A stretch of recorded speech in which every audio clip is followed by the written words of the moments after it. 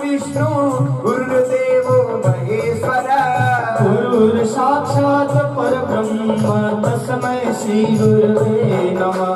अखंड मंडलाकारं व्याप्तं येन चराचरं तत्पदं दर्शितं येन तस्मै श्री गुरवे नमः। वसुदेवासुतं देव कंसचारुणमर्दन देवकी परमानन्दं कृष्णं वन्दे जगद्गुरुं। कृष्णाय वासुदेवाय हरे परमात्मने प्रणतक्लेशनाशाय गोविन्दाय नमो नमः। नमो ब्रह्मण्य देवाय गो ब्रह्मण्य हिताय च जगद्धाय कृष्णाय गोविन्दाय नमो नमः। गोविन्दाय नमो नमः। ब्राह्मणो मुखसे देव ब्राह्मणो अतिगायुध प्राणमं सर्वदेवच पूजिता सर्वदेवता ब्राह्मण मुखो श्रीवादेव आयं सर्वयायुध सर्वदेव नमस्तुभ्यं सर्वदेव कार्ये नमो ब्रह्मण्य देवाय गो ब्रह्मण्य हिताय च जगद्धाय कृष्णाय गोविन्दाय नमो नमः। गोविन्दाय नमो नमः। देवाभ्यो नमस्कारं महादेवाय नमो सर्वदेदिकामध्ये सेवाय नमस्तुभ्यं।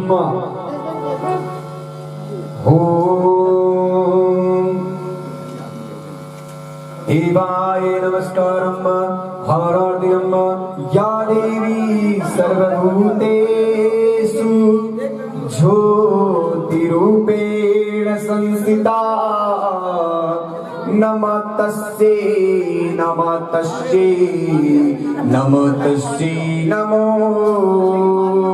नमः। कपूरगौरं करुणावतारं संसारसारं बुद्धिगीतयारं संतं हृदयारविन्दे भवं भवानी सहितं नमामि। भवं भवानी सहितं नमामि। श्री भागवत भगवान की है आरती पापियों को पाप से है तारती। भागवत भगवान की है आरती पापियों को पाप से है तारती। श्री भागवत भगवान की है आरती पापियों को पाप से है तारती। भागवत भगवान की है आरती पापियों को पाप से है तारती।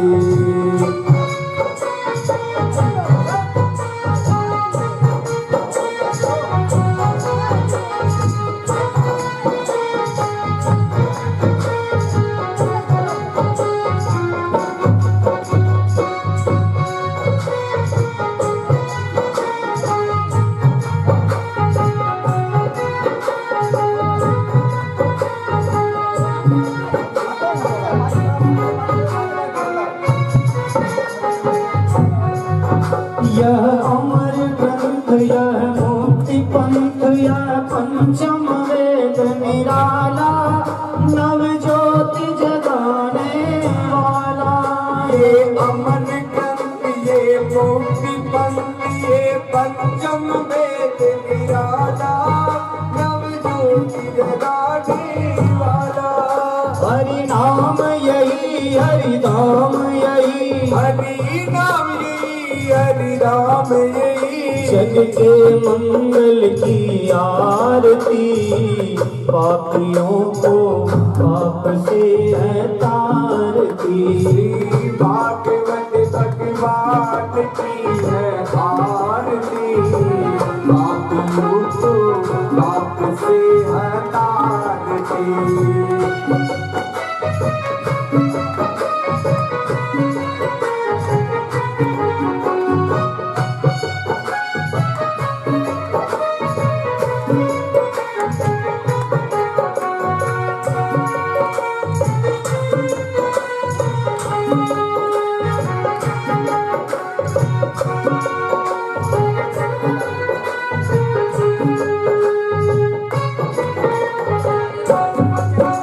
यह शांति गीत पावन पुनीत पापों को मिटाने वाला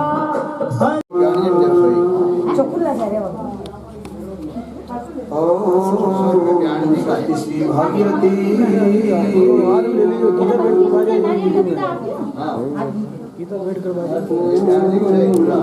श्री भागवत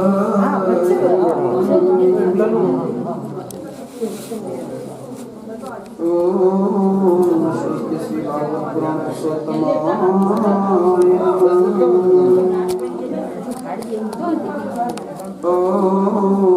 स्वस्ति श्री दिवाकराय ओम स्वस्ति श्री सरस्वती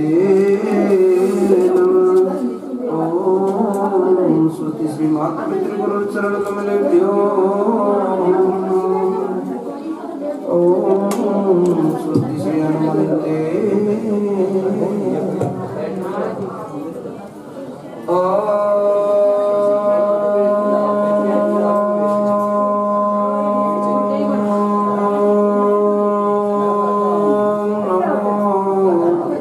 भगवते वासुदेवाय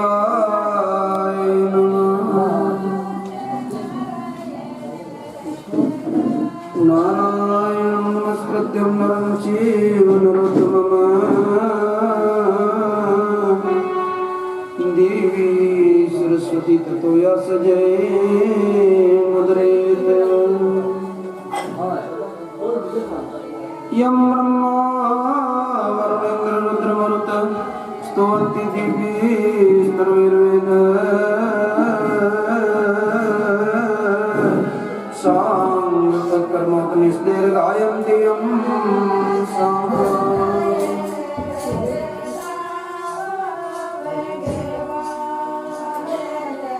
ध्यानावतिर्गतेन मनसा पश्यन्ति यं योगिनो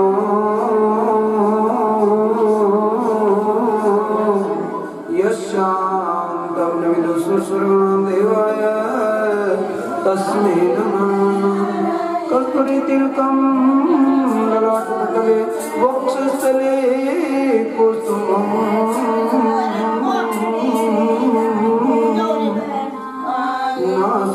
नासाग्निर्मोक्षितं कर्तले वेणुकरे कङ्कणम्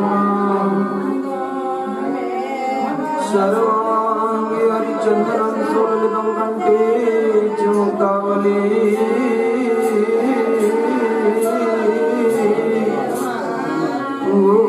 गोपालत्रिपरिवेष्टितो विजेते गोपालचूडामणि गुरुर्ब्रह्मा गुरुर्विष्णु गुरुर्देवो महेश्वरः गुरुर्साक्षात् परब्रह्म तस्मै श्री गुरुवे नमः वसुदेवसुतं देवं कंसचाणूरमर्दनं देवकी परमानन्दं श्रीकृष्णं वन्दे जगद्गुरुं व्यासाय विष्णुरूपाय व्यासरूपाय नमो नमः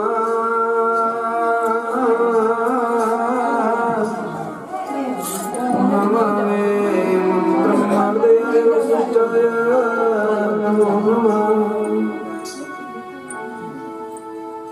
श्रुत्वा धर्मस्य च श्रुत्वा ततश्चैव श्रुत्वा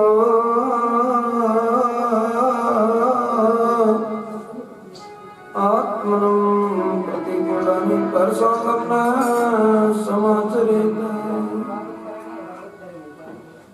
ॐ त्र्यम्बकं यजामहे सुगन्धिं पुष्टिवर्धनं उर्वारुकमिव वन्दनान् मृत्युर्मुक्षीयममृतात्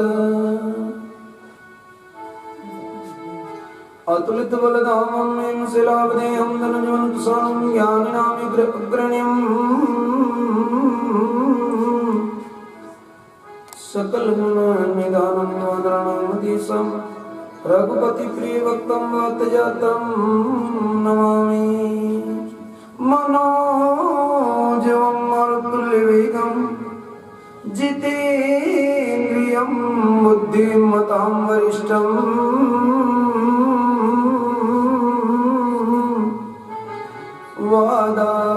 वादात्वानवियुद्धमुख्यं श्रीरामदूतं शरणं प्रपद्ये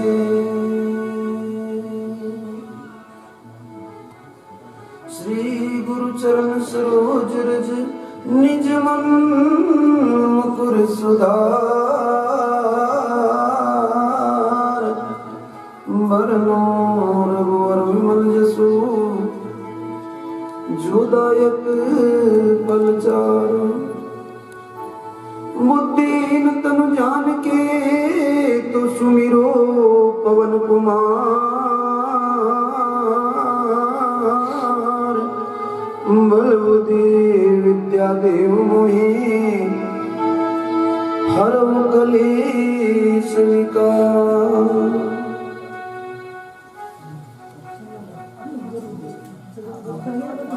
छोड़ायो रे मोहन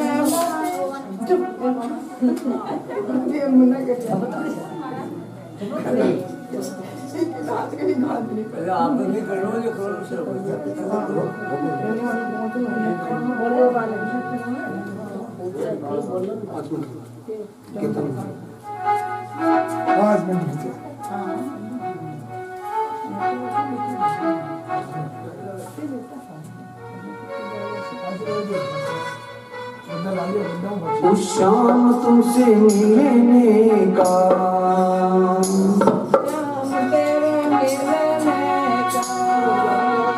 उस सामरिया से मिलने का सत्संगी बहाना है शाम तुमसे मिलने का सत्संगी बहाना है दुनिया वाले क्या जाने वो दुनिया वाले क्या जाने रिश्ता पुराना है ये दुनिया वाले क्या जाने मेरा रिश्ता पुराना है वो शाम से मिलेगा सत्संग ही बहाना है कानूना से मिलेगा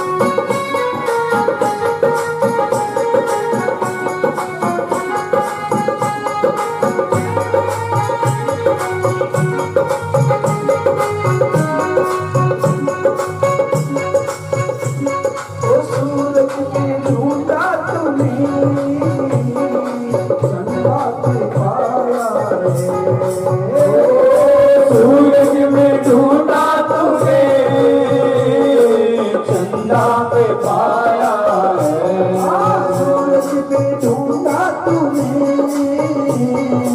चंदा की पाया रे सूरज में ढूंढा तूने चंदा में पाया है तारों की टिम टिम में तारों की टिम टिम में तारों की टिम टिम में शाम का ठिकाना है दुनिया वाले क्या जाने दुनिया वाले जाने मेरा रिश्ता पुराना है ये दुनिया वाले क्या जाने मेरा रिश्ता पुराना है कानूना से मिलने का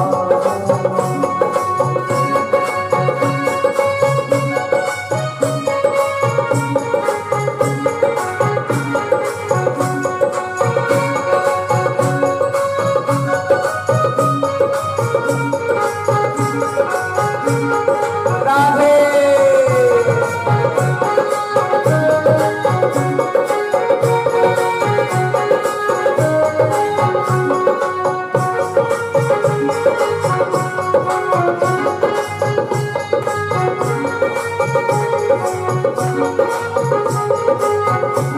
ओ रामायण में ढूंढा तूने भागवत में पाया है ढूंढा तुम्हें भागवत में पाया है ओ रामायण में ढूंढा तूने भागवत में पाया है ओ रामायण में ढूंढा तुम्हें तुम्हें भागवत में पाया है गीता जी के श्लोकों गीता जी के श्लोकों में शाम का ठिकाना गीता जी के श्लोकों में मेरा शाम का ठिकाना है कानूना से मिलने का ओ कन्हैया से मिलने का सावरिया से मिलने का सत्संगी बहाना है दुनिया वाले क्या जाने दुनिया वाले क्या जाने पुराना ये दुनिया वाले क्या जाने मेरा रिश्ता पुराना है मेरा पुकार हो मेरे बनवारी ओ मेरा पुकार नहीं आओ मेरे बनवारी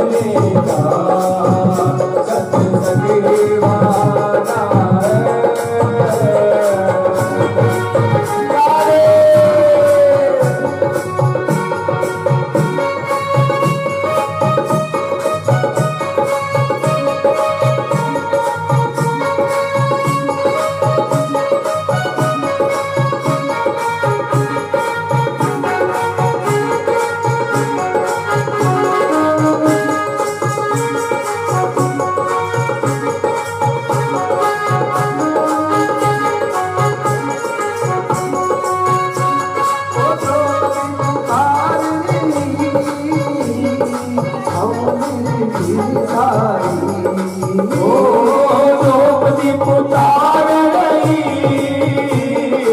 आओ मेरे वीरना जी चीर बना करके चीर बना करके लाज बचाना है चीर बना करके मेरी लाज बचाना है सारी बना करके साड़ी बना करके मेरी लाज बचाना है कानूना से मिलेंगे सतसंगीवाना है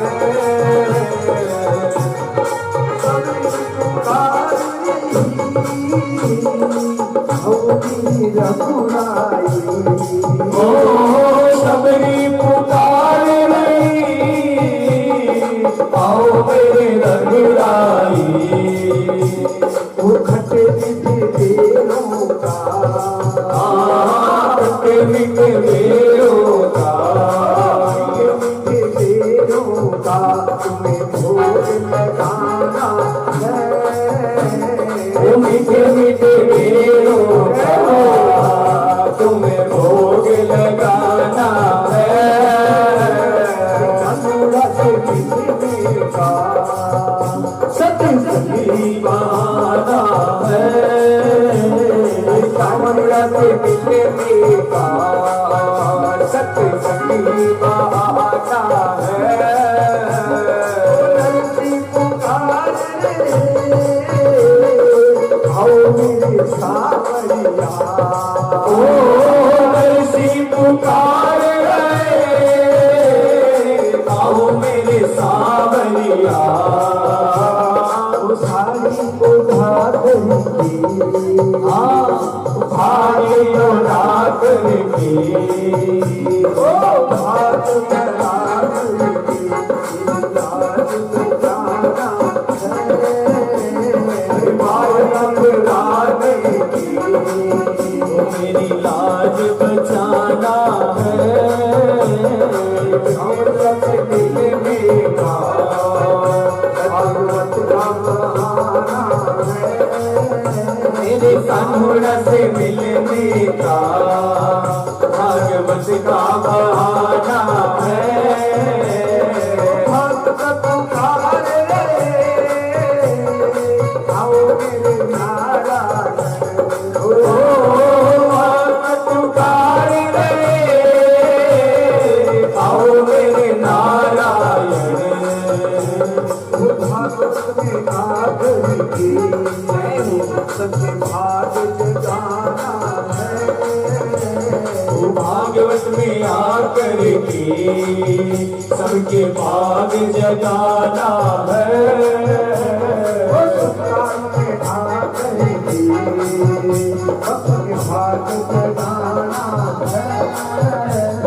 सुख ताल में आकर के सबके भाग जगाना है मनता से मिलने का भागवत का बहाना है कानून से मिलने का भागवत का बहाना है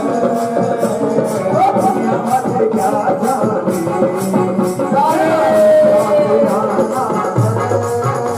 ये दुनिया वाले क्या जाने तेरा रिश्ता पुराना है कानून से मिलने का सत्संगी वाला है मेरे सांवरिया से मिलने का सत्संगी वाला है वो सत्संगी वाला है वो सत्संगी वाला है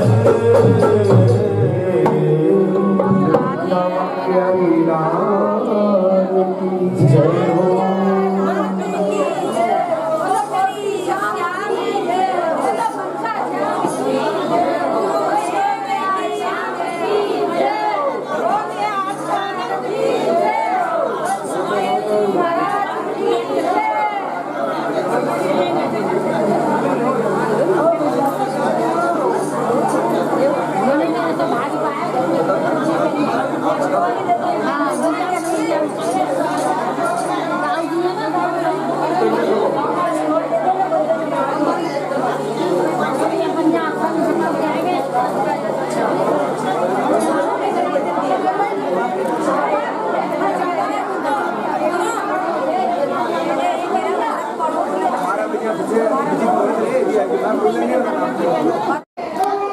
सर्वप्रथम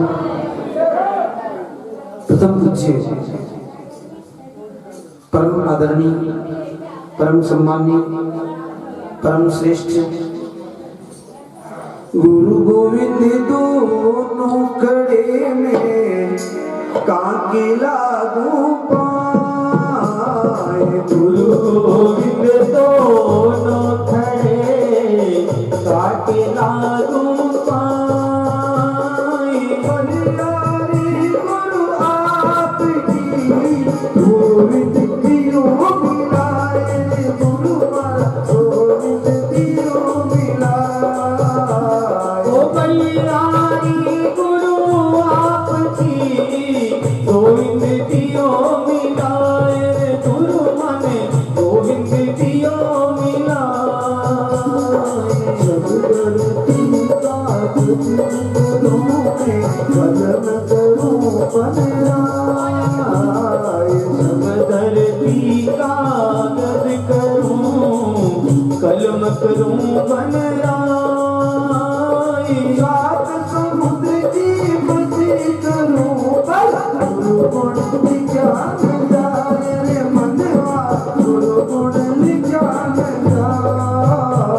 वो सात समुद्र की शाही करूं पर गुरु गुण ज्ञान जाए। रे मनवा गुरु गुण ज्ञान जाए। कबीरा वे नर अंध है जो गुरु को माने और। कबीरा वे नर अंध है जो गुरु को माने और। ओ हरि रूठे गुरु थोड़े हैं पर गुरु रूठे नहीं थोड़े। मनवा गुरु रूठे नहीं थोड़े। हरि रूठे तो थोड़े हैं पर गुरु रूठे नहीं थोड़े। भक्तों गुरु रूठे नहीं थोड़े। गुरु आज्ञा से आते हैं गुरु आज्ञा से जाए। गुरु आज्ञा से आते हैं गुरु आज्ञा से जाए। वो कहे कबीर उस दास का ये आवागमन मिट जाए। जन्म मरण मिट जाए। वो कहे कबीर उस दास का आवागमन मिट जाए। मनवा जन्म सफल हो जाए। वो जन्म मरण मिट जाए। रे मनवा जन्म सफल हो जाए। जन्म सफल हो जाए। रे मनवा जगत गुरु मिल जाए। परम सम्मानी परम पूजनीय जीवन में ज्ञान रूपी प्रकाश की ज्योति जगा देने वाले जीवन को कमल के फूल की तरह खिला देने वाले जीवन के हर मोड़ पर मोड़ दे देने वाले जीवन को सुसज्जित कर देने वाले जीवन में आनंद ही आनंद बढ़ाने वाले और आनंद कर्म की प्राप्ति करा देने वाले मेरे परम पूज्य गुरुदेव के कोमल चरणों में हमारा साष्टांग कोटि कोटि दंडवत प्रणाम। जिनके चरणारविंद के नुख की दोहन श्री गंगा जी त्रिलोकी के पापों को ध्वंस करने वाली है। जिनका नामामृत स्मपान करने से सौर सागर से पार करने वाला है।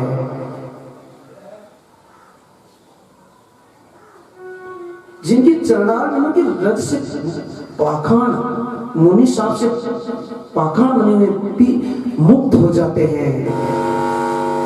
वे नारायण ही हमारी एकमात्र गति है। जिनके अंग में संपूर्ण सृष्टि का सौंदर्य ओतप्रोत है। जिनकी लीला का श्रवण करने से दुर्जय मन भी शीघ्र ही भगवान में ठहर जाता है। जिन नारायण का एक नाम ले लेने मात्र से पाप में आसक्त जीवी भय से मुक्त हो जाता है। उन्हीं नारायण ने मुरली वाले श्याम बन करके भक्तों के लिए अर्जुन को बछड़ा बना करके कृपा को गीता विदुत को दूहा उन अनंत कोटि अखिल ब्रह्मांड नायक जगतपति जगन्नाथ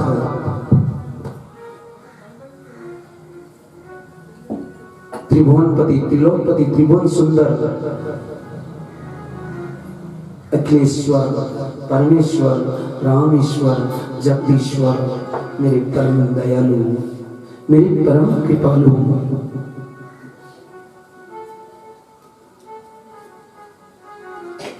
मेरी किधर गोपाल मेरे गोविंद गोपाल मेरे मुरली वाले श्याम को मेरा साष्टांग कोटि कोटि दंडवत प्रणाम।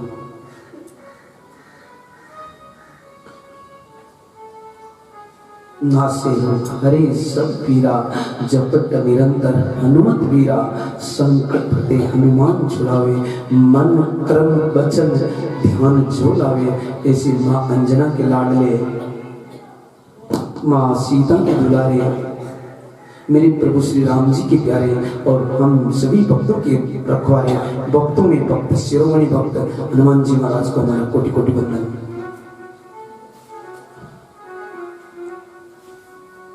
सदा सदा मेरे प्रभु का नाम सुमिरन करने वाले सदा सदा एकांतवास करने वाले हम सभी भक्तों के ऊपर उपकार करने वाले मेरी माता पार्वती से कैलाश पर्वत पर विराजमान मेरे भोलेनाथ को हमारा सादर वंदन। सुखदेव जी महाराज की गोद में बैठे हुए हैं तो सुखदेव जी महाराज को हमारा कोटि कोटि वंदन करते हुए जिस माँ गंगा की गोद में हम विराजे हैं उस माँ गंगा को हमारा दंडवत प्रणाम।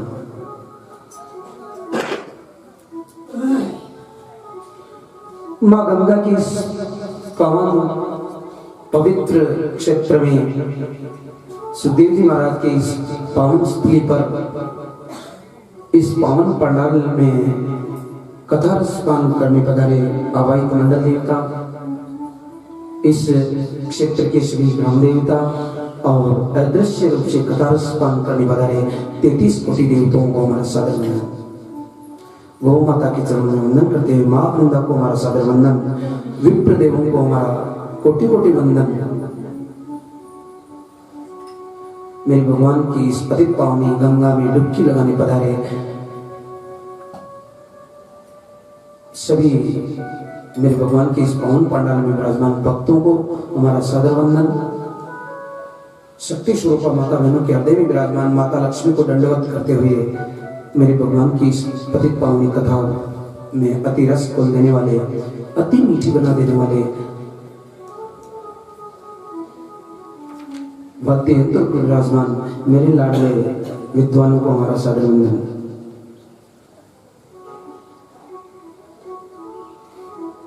भगवान की प्राप्ति भगवान को पाने के लिए भगवान से मिलने के लिए कुछ न कुछ जीवन में आधार जरूर चाहिए।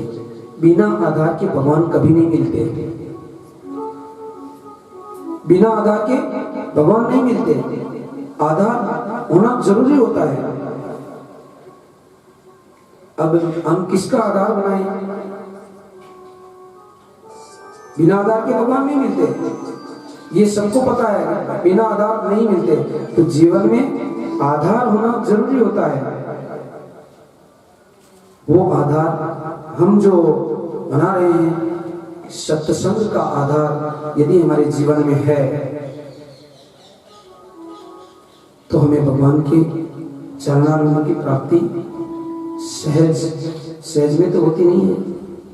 मुश्किल तो बहुत होता है परंतु कुछ न कुछ सत्संग हो नियम हो भाव हो परंतु आधार होना जरूरी होता है।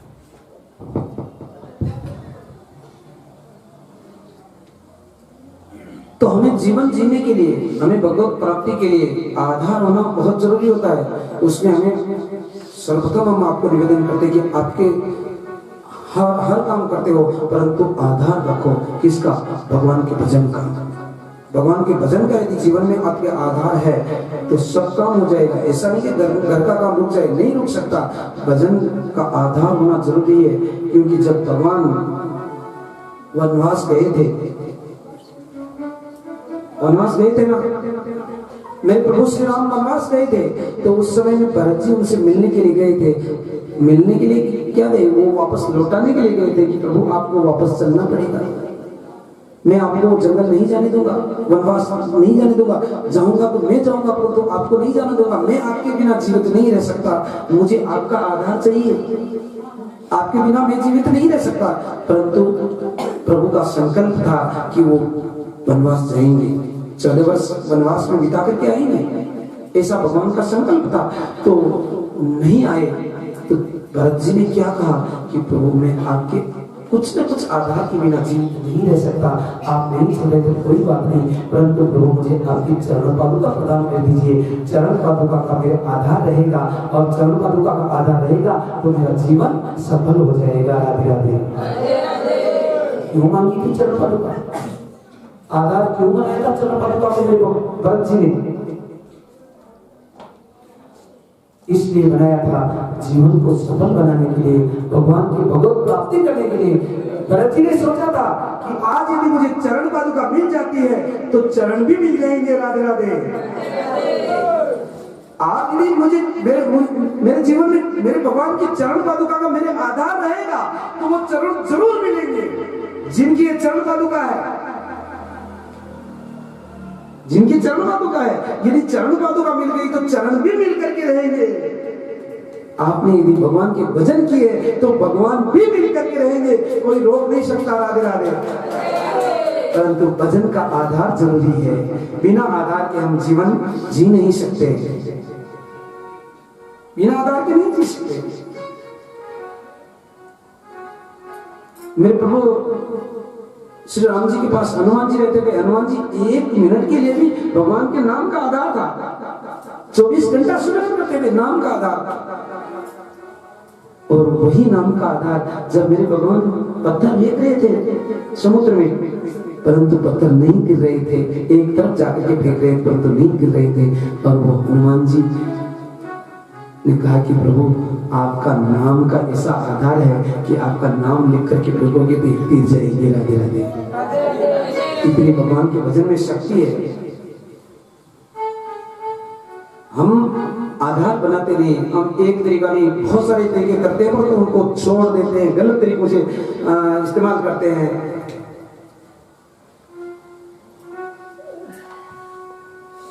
हम सब कुछ करते हैं, जल चढ़ाने भी जाते हैं, सब कुछ करते हैं, परंतु जल चढ़ाते चढ़ाते घर वालों को मोबाइल में फोटो दिखाने लग जाते हैं। पर आज माँ साहब ने कल कहा था भाई आप यहाँ परिक्रमा लगाना, परिक्रमा तो लगा रहे थे, परंतु घर वाले तो अच्छी तरह से देख रहे थे कि भाई वट वृक्ष है, सब कुछ है, ये है, सुखदेव जी का फोटो है, परंतु हमें पता ही नहीं कि सुखदेव जी का फोटो कैसा है, क्योंकि वो मोबाइल में आ रहा था, मोबाइल में आ रहा था, घर वालों को फोटो दिखा रहे थे, तो अच्छा तो हो रहा था, परंतु हम पीछे थे, घर वाले दर्शन कर रहे थे। राधे राधे। हम पूरी कोशिश करते हैं परंतु कहीं ना कहीं हम अटक जाते हैं। राधे राधे। थोड़ा ध्यान दो, मतलब जब भी आप पूजा करो मन से करो, भाव से करो, श्रद्धा से करो।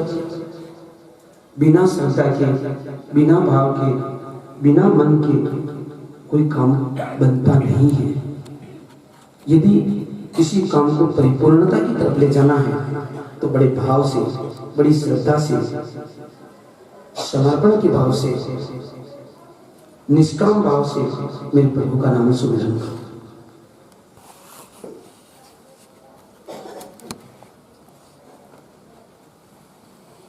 जब भी अभी आज हम ब्रह्मवती में गंगा यमुना में स्नान करने के लिए गए थे, और जब भी पुण्यतिथि आती है हम दीपक भी चलाते हैं।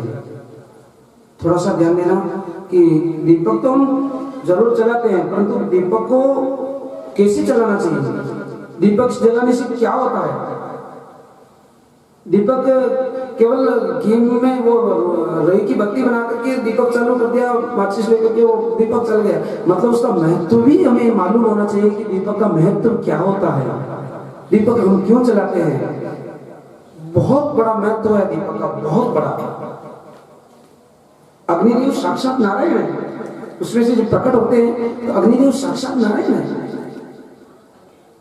दीपक कोई साधारण नहीं होता है।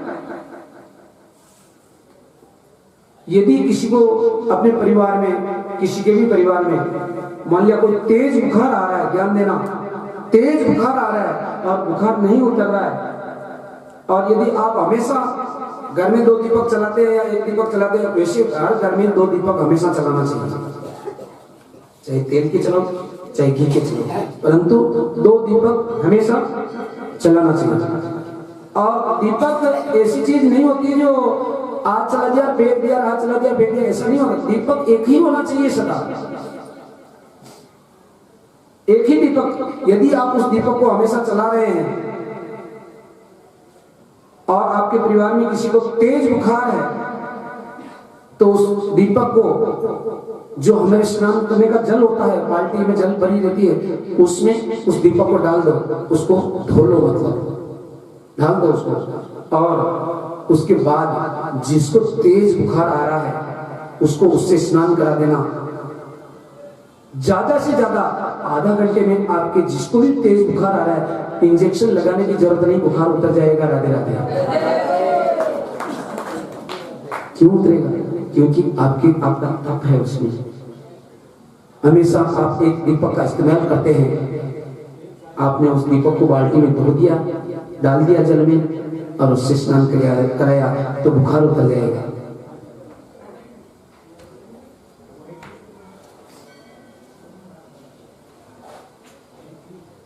हम भगवान भोलेनाथ के लगभग सभी व्रत करते हैं, सब करते हैं। भोलेनाथ का व्रत करने वालों को हम निवेदन करते हैं कि उनको 6 दीपक लगाने चाहिए सदा व्रत के दिन। हमेशा आप लोग हमारे नहीं पोसाता ऐसा, तो जिस दिन व्रत कर रहे हो पशुपति भगवान का, सोमवार का व्रत कर रहे हो, तो 6 दीपक लगाओ, जिसमें से 5 दीपक भगवान भोलेनाथ के मंदिर पर लगाओ, 1 दीपक भगवान के मंदिर पर लगा करके आकर के फिर आपके घर के दरवाजे के बाहर लगाओ, दरवाजे के राइट साइड, दाईं तरफ। दरवाजे का दाईं तरफ किधर होगा? जैसे हम जा रहे हैं तो हम तो उल्टे जा रहे हैं, दरवाजे का दाईं तरफ सही आ, जैसे दरवाजा आप निकलते हो तो उसका आप जाओगे तो आपका लेफ्ट हो जाएगा। दरवाजे की दाईं तरफ उस दीपक को लगा करके फिर घर में प्रवेश करो। आपका हर काम अच्छा होगा, हर एक काम अच्छा होगा। बोले ना कि वहां दीपक लगा करके आए और आपके घर के दरवाजे पर दीपक लगा है, तो फिर मेरे भोलेनाथ आपकी हर एक आवश्यकता की पूर्ति करेंगे। राधे राधे। अब दीपक लगाने में भी दीपक एक तरह का नहीं होता है, दीपक भी 6 तरह के होते हैं। कौन सा दीपक किस तरह से लगाया जाता है? पहला दीपक होता है पणती दीपक, पणती दिया। पणती दिया वो होता है जिसका एक भाग आगे निकला हुआ होता है। दीपक गोल होता है परंतु आगे निकला हुआ होता है, जिसमें हम बत्ती चलाते हैं। आगे दीपक का एक भाग, जैसे भोलेनाथ की जल चढ़ाने की वो नाल होती है ना, उस तरह से उसमें आगे निकला हुआ होता है, उसे पणती दिया कहते हैं हम।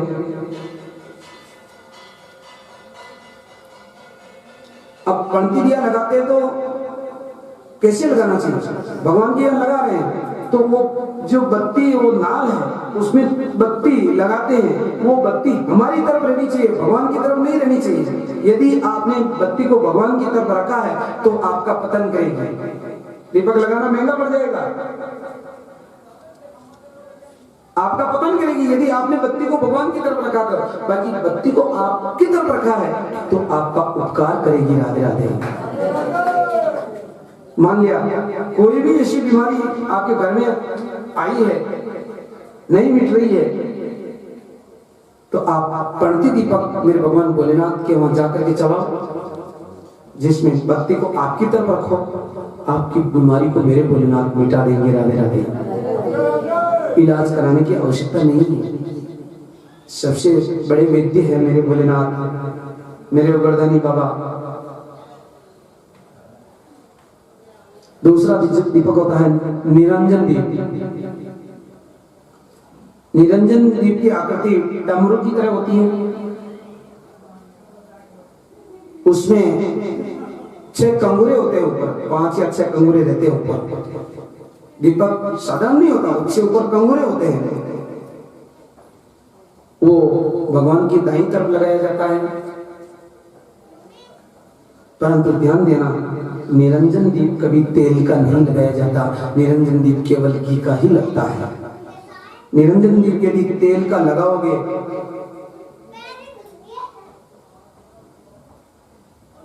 तो आपका 1 रुपया कमाओगे और 100 रुपया 1.5 रुपया खर्च होता है। फिर आप कहोगे खूब मेहनत करी मैंने तो, परंतु मेरे पैसा इकट्ठा नहीं होता। नहीं होगा। क्यों? क्योंकि आप निरंजन दीप तेल का लगा रहे हो। आप निरंजन दीप यदि घी का लगा देते तो 1 रुपया कमाते तो 25 पैसा ही खर्च होता। मतलब कंजूस बन जाते। नहीं, खर्चा ही नहीं आता। मतलब जो जरूरत के ऊपर तो खर्चा करना ही पड़ता है, परंतु खर्चा जो आपके खर्च होता उससे कहीं ज्यादा गुना मेरे भगवान आपको इनकम दे देते हैं। निरंजन दीप तेल का नहीं लगना चाहिए। तेल का लगाओगे तो आपका पैसा खर्च ज्यादा होगा, कमाई कम होगा। ये पूरा ध्यान रखो। तीसरा, वट्टी निरंजन दीप। वट्टी निरंजन दीप की तरह ही होता, परंतु उसमें कंगुरे नहीं होते हैं। केवल कंगुरे नहीं होते हैं, वो भी डमरू की तरह ही होता है। वो हम तेल का भी लगा सकते हैं। जो वट्टी निरंजन दीप आप लगाओगे तो उसका भाग पितृ देवताओं को मिलेगा। पितृ देवता अपना भाग ग्रहण करके वो देवताओं तक पहुंचाएंगे। देवता उस भाग को कुबेर तक पहुंचाएंगे और कुबेर उस भाग को मेरे भोलेनाथ के यहाँ पहुंचाएंगे। मेरे भोलेनाथ उसी भाग को पट्टू भैरव, बट भैरव बोलते हैं ना, बट भैरव को पहुंचाएंगे और वो आपका उद्धार कर देंगे। राधे राधे। चौथा, कुबेर निरंजन दीप। कुबेर निरंजन दीप आपने देखा होगा, दीपक के नीचे स्टैंड होता है। दीपक के नीचे स्टैंड होता है, उसे कुबेर निरंजन दीप कहते हैं। उसके भी आगे चोंच होती है। दीपक के स्टैंड पर दीपक है और उसके आगे चोंच है, लंबाई निकली हुई होती है। उस दीपक को कैसे चलाया जाता है? उसमें आप तेल का लगाओ, भले घी का लगाओ, परंतु उसमें एक लौंग डालो, काली मिर्च डालो, काला तिल डालो, चावल का दाना डालो। ये डाल करके कुबेर निरंजन दीप को जलाया जाता है। मान लिया आपके पास ये सामग्री नहीं है, ध्यान देना कि ये सामग्री नहीं है तो आप केवल एक सिक्का ही डाल दो उसमें, परंतु कुबेर निरंजन दीप खाली नहीं जलाया जाता। राधे राधे। यदि आपने कुबेर निरंजन दीप को इस तरह से चलाया है तो सदा सदा कुबेर भगवान की मेहरबानी रहेगी, आपका भंडार कभी खाली नहीं हो सकता। राधे राधे। कुबेर निरंजन दीप वो सदा आनंद करेगा।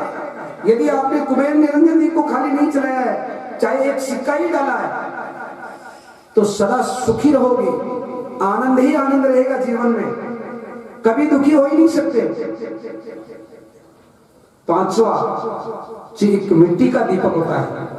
हम मिट्टी के दीपक चलाते सभी, ये गोल होता है। इसको हम भगवान की किसी भी तरफ कहीं भी लगा सकते हैं, कोई दोष नहीं है, और लगाते हैं। भगवान ने कितनी सरलता दी भक्तों के लिए। अनजान भक्त कहीं भी गलती कर सकते हैं, तो हम जो दीपक लगाते हैं, हम तो साधारण गोल दीपक लगाते हैं, और कहीं भी लगाएं तो भी मेरे प्रभु स्वीकार करते हैं। चारों दिशाओं में लगा सकते हैं, चारों दिशाओं में, चहुं दिशा में सुख ही सुख पैदा करता है। बस भाव से लगाना है। और छठा होता है आटे का दीपक। आटे का दीपक भी होता है कि नहीं होता है? हाँ करो जल्दी, होता है आटे का दीपक जो हम कार्तिक पूर्णिमा पर जल में भी ले जा करके छोड़ते हैं ना। हाँ आटे का दीपक जो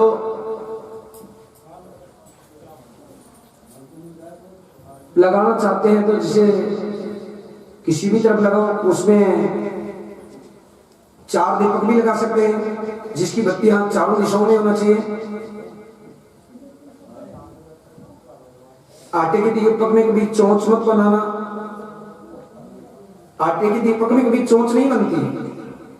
आप सब लोग दीपक लगाते हैं, इसलिए हम आज दीपक के बारे में बता रहे हैं। पहली बार कथा में, पहले कभी नहीं बताया दीपक के बारे में, आज ही बता रहे। क्यों कि आप सब लोग हमेशा दीपक लगाते हैं ना। पहले घर पे लगाओ, कहीं पे लगाओ, तो लगाते हैं ना दीपक को हमेशा। इसलिए हम दीपक के बारे में आपको विशेष तौर से जानकारी दे रहे हैं कि हम कभी गलती तो नहीं कर रहे हैं।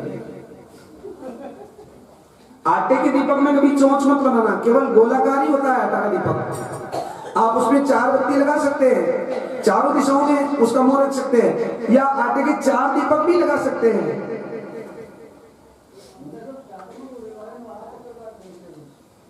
यदि आपने आटे के दीपक पर चोंच बनाई है तो फिर उसका पुण्य आपको नहीं मिलेगा, उसका पुण्य राजा बलि के यहाँ देवताओं को मिल जाएगा। राजा वो उसका बात ग्रहण कर लेंगे, आपको पुण्य नहीं मिलेगा। इसलिए जब भी दीपक लगाओ तो सोच समझ करके लगाओ, भगवान के भजन करो तो भगवान का भजन का आधार बना करके भगवान के भजन करो। 2 मिनट का संकीर्तन करते हैं, प्रवेश करते हैं भागवत पे गंगामी डुबकी लगाने का।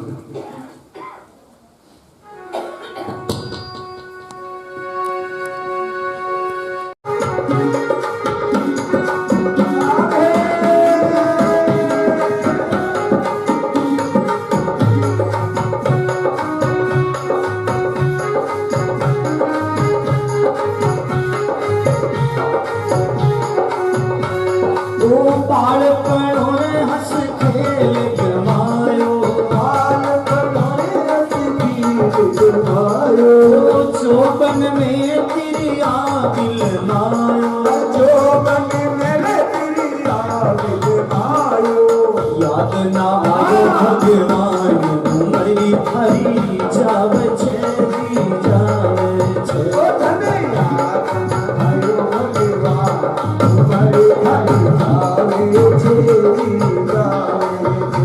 हरे गोविंद राय गुण गाए उमर हरी जावे छे दी जावे छे। गोविंद राय गुण गाए उमर हरी जावे छे दी जावे छे।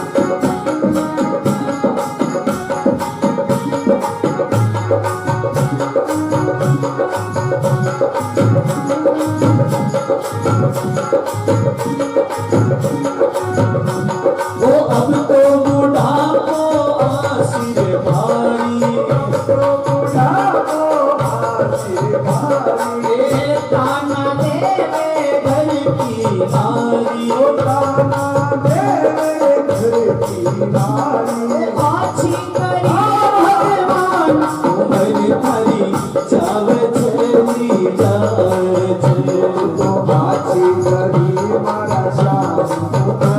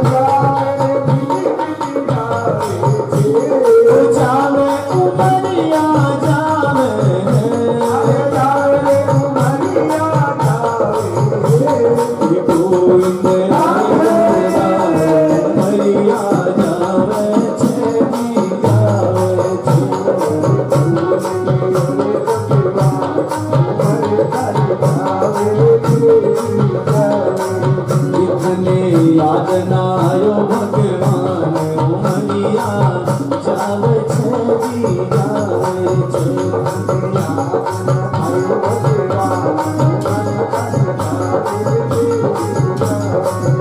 अरे आची करी रे भगवान उमरिया जावे छे जी जावे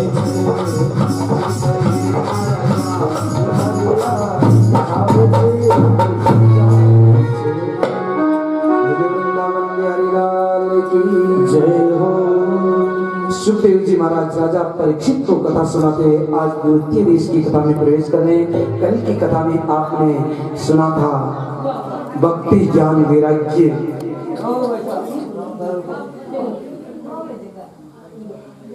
की कथा सुनी थी। नारद जी महाराज द्वारा ज्ञान वैराग्य की मूर्छा भागवत के माध्यम से दूर करवाई गई।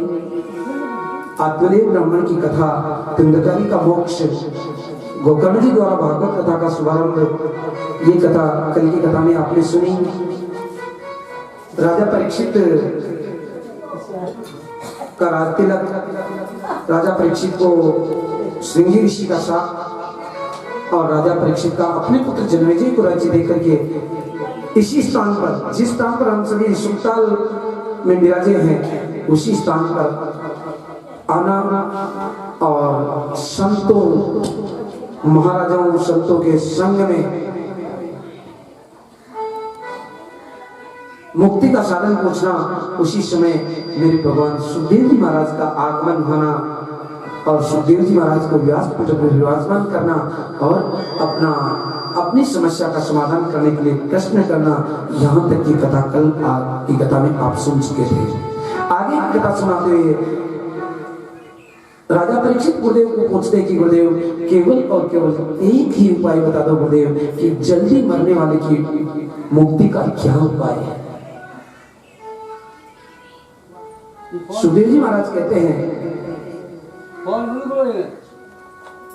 हाँ भाई देखो सही कह रहे हैं, जो कथा सुनना है तो मोबाइल को स्विच ऑफ कर दो।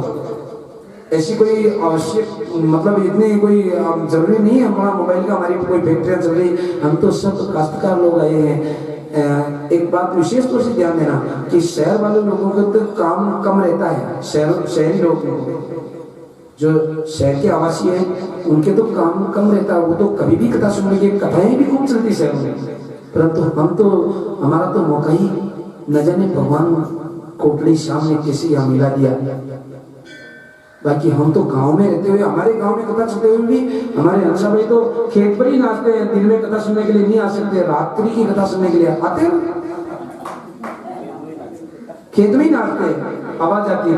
तो फिर जब मेरे भगवान ने आपको यहाँ बुलाया है, आप तो नहीं आना चाह रहे थे, फिर भी भगवान ने यहाँ बुलाया है, बुलाया नहीं बुलाया, आपके ऊपर भगवान की प्रसन्नता थी, कितनी प्रसन्नता थी। तो आप सब लोग गाँव से ज्यादा है, तो हमारा तो यही निवेदन है कि आप जितना मन लगा करके कथा को सुनोगे आपका भला होगा, आपको पुण्य मिलेगा।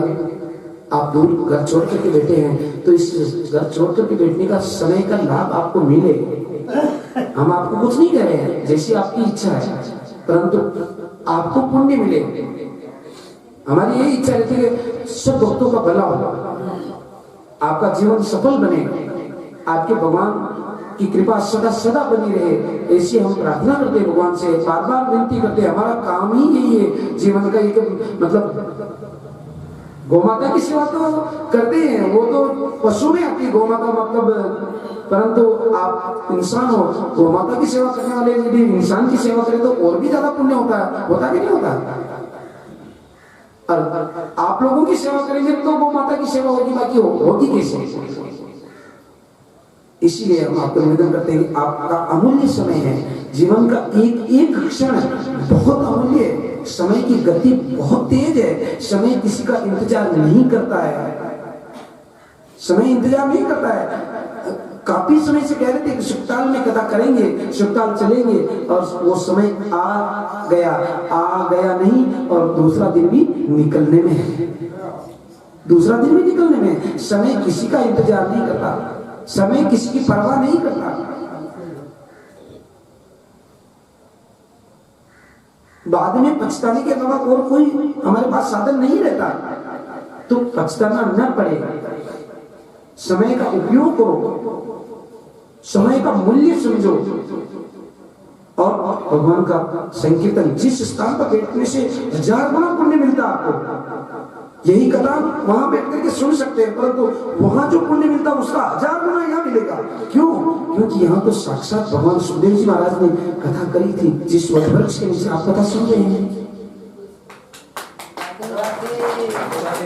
ये कोई साधारण लोगों का मामला नहीं होता। ये तो जिनके भाग्य उदय होते हैं उन्हीं को सुखदेव जी महाराज यहाँ बुला करके, इस जो संत है, भले आज है भले पहले थे,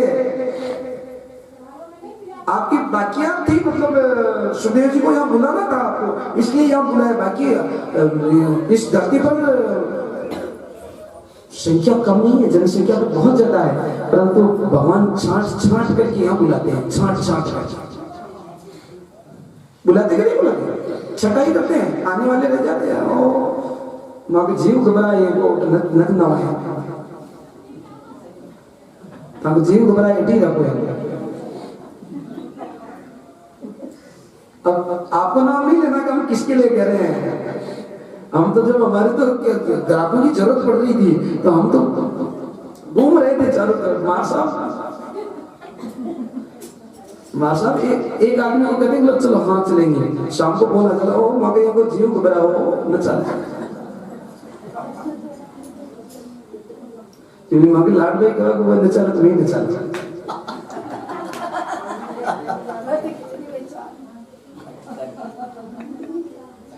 छोड़ो कोई बात, स्वयं का तो देखो, दुख सुख का फिर बाद में हो जाएगा। वो नहीं चले तो वो कुएं में गिर रहे तो तुम क्यों गिर रहे हो? कभी भी ऐसा मत सोचो। जो भी अपने साथ रहेंगे अपने हैं, जो भी अपने साथ रहेंगे अपने हैं। अब एक थोड़ी सी 2 मिनट की समय ले रहे हैं, मतलब कोटड़ी से बार बार फोन आ रहा, वो दांतरा फोन करो, हंसा भाई चलते तो हम चलेंगे, नहीं तो नहीं चलेंगे। हंसा भाई तो आगे वो कोटड़ी रह गए, कोटड़ी रह गए वो तो, और वो 10 बार फोन किया होगा, वो चले तो हम चले, नहीं तो नहीं चले। हाँ धन्ना भाई साहब जो मतलब इनके लिए फोन करे, हम पूरा ध्यान नहीं रहा मेरा नाम, परंतु वो कह रहे वो पैसा चलते हैं तो मतलब हम चलेंगे, नहीं तो नहीं चलेंगे। और ये तो आगे वो वही रह गए। हमने तो इनको कहा फोन नहीं लगाओगे बस, कोई बात नहीं, कम संख्या होगी तो बहुत आराम रहेगा। जिनकी इच्छा होगी, जिनको मेरे भगवान वहां बुलाएंगे वही माँ गंगा की गोद में बैठेंगे। हर कोई बैठ सकता है क्या? कभी नहीं। ध्यान दो, अपने स्वयं को सुधारो, दूसरों को फिर देखेंगे। सुखदेव जी महाराज कह रहे हैं कि भाई परीक्षित चिंता मत करो, जल्दी मरने वाले की व्यक्ति का उपाय क्या है? मनुष्य जल्दी कितना जल्दी मरे? मनुष्य की उम्र लाखों वर्षों हुआ करती थी सतयुग में, परंतु जब त्रेता आया तो एक शून्य को हटा दिया। 10,000 वर्ष से लगभग रहती थी, 10-20 हजार, 10-15 हजार, इस तरह से मनुष्य की उम्र रहती थी। और जब द्वापर आया तो फिर एक शून्य को और हटा दिया, वहां तो 1000 के आसपास रह गए होंगे। और फिर कलयुग आया तो एक शून्य को और हटा दिया। 100 वर्ष की उम्र कलयुग में निर्धारित करी है, परंतु आप जानते हो 100 वर्ष की उम्र भी अभी नहीं है। अभी तो हमारी गवर्नमेंट का, हमारी सरकार का एवरेज है कि 60, 65, 70 के बीच रेसा है अभी उम्र का, लोगों की उम्र का ज्यादातर 65 से 70 के बीच में, 67, 68। हमें तो पूरा ध्यान नहीं है, परंतु फिर भी हम अंदाज से बता रहे हैं। हाँ औसत यही है। तो अब वो कहते हैं कि चलिए मान लिया कोई बात नहीं, 100 साल भी मान लो, 100 साल में 50 साल की तो रात्रि बन जाती है और 50 साल के दिन बनते हैं। यही होता है। 50 साल तो सोने में जाएंगे, नींद निकालेंगे, तो 100 वर्ष में से 50 वर्ष ही रह गए। अब 50 वर्ष में से कुछ समय हम ना समझी में निकाल देते हैं, पढ़ रहे हैं, खेल रहे हैं, कूद रहे हैं, भजन करते नहीं। कुछ समय फिर शादी हो जाती है, क्रियाश्रम निकाल देते हैं, ग्रस्त में फंस जाते हैं और फिर बूढ़े हो जाते हैं, फिर भजन होते ही नहीं और टिकट कट जाता है।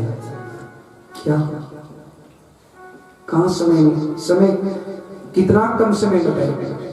50 में से 25 साल निकाल दो, 25 साल में उससे भी फिर और ग्रस्त का निकालो।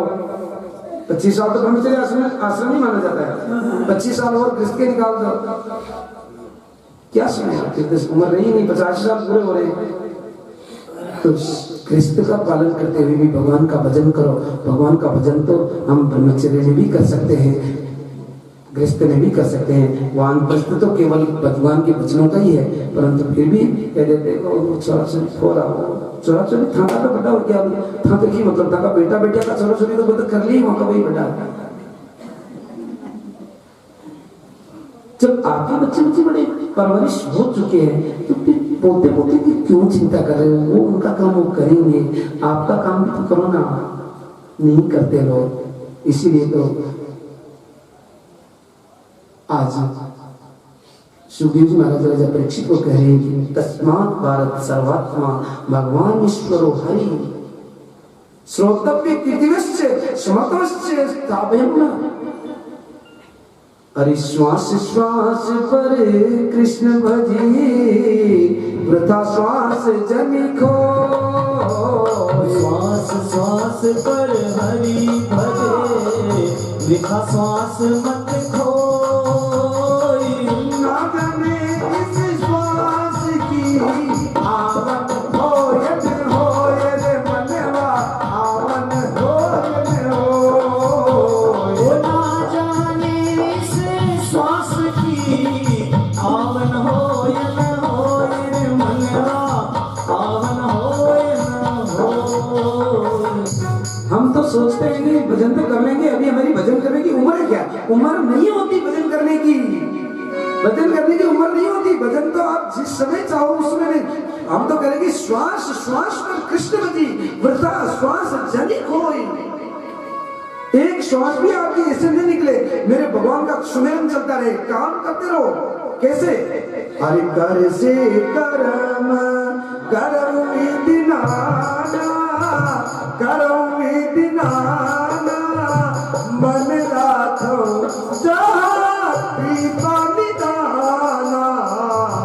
कर से करम करम विदिनाना करम विदिनाना मन राखो चाह कृपा निधाना।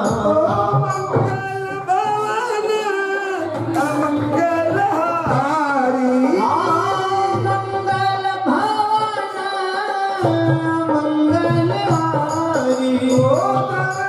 सुदशरथ अजीर बिहारी। प्रभु सुदशरथ अजीर बिहारी। कर से करम करहु विदिनाना करहु विदिनाना मन राखो जहाँ कृपा निधाना। कर से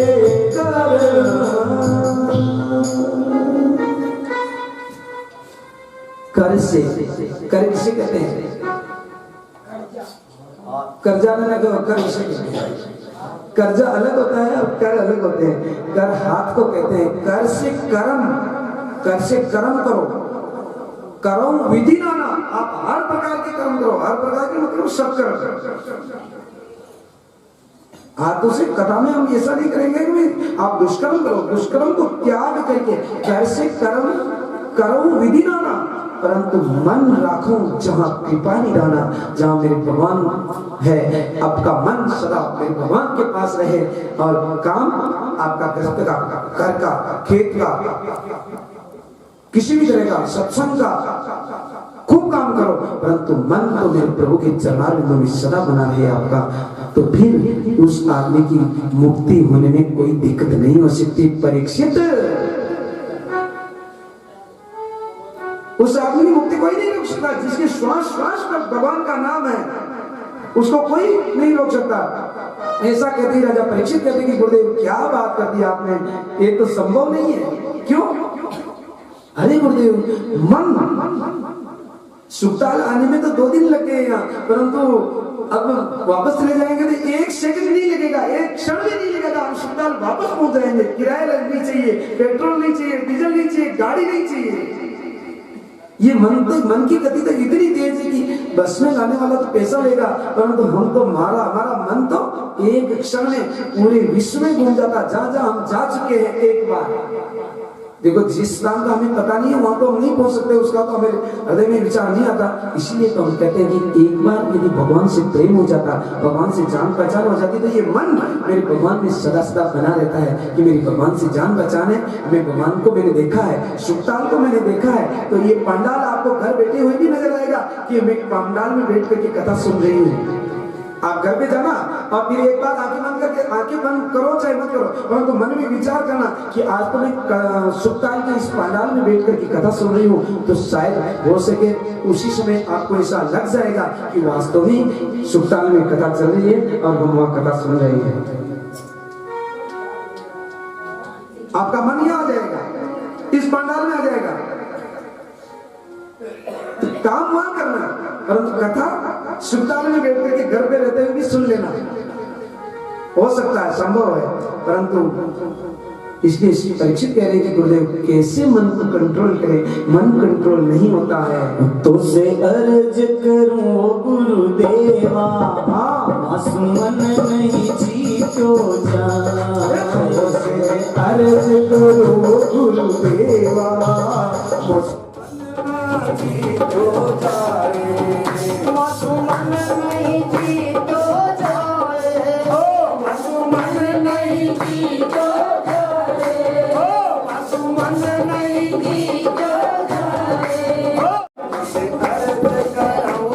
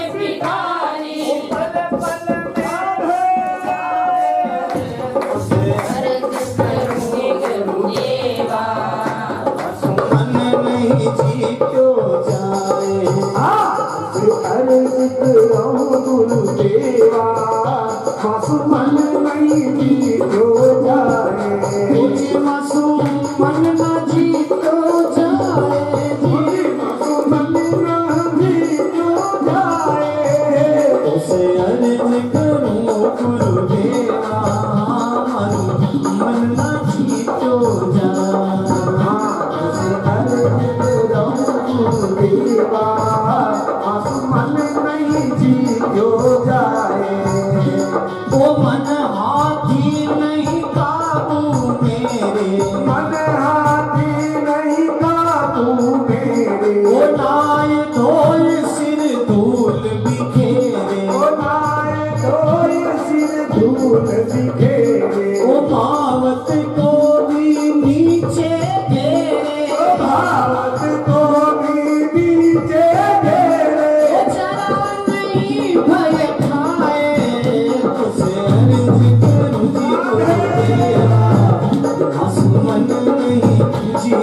जाए, अर्ज करो देवा,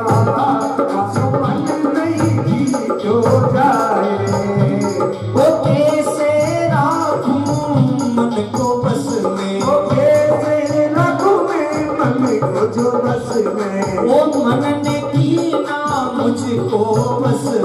मन में कीना मुझको बस में, वो तुलसी का मन विषय पुरस में, तुलसी का मन विषय पुरुष में, पल पल में ललचाए। अर्ज करूं गुरुदेवा, ओ मासू मन नाची तो जाए।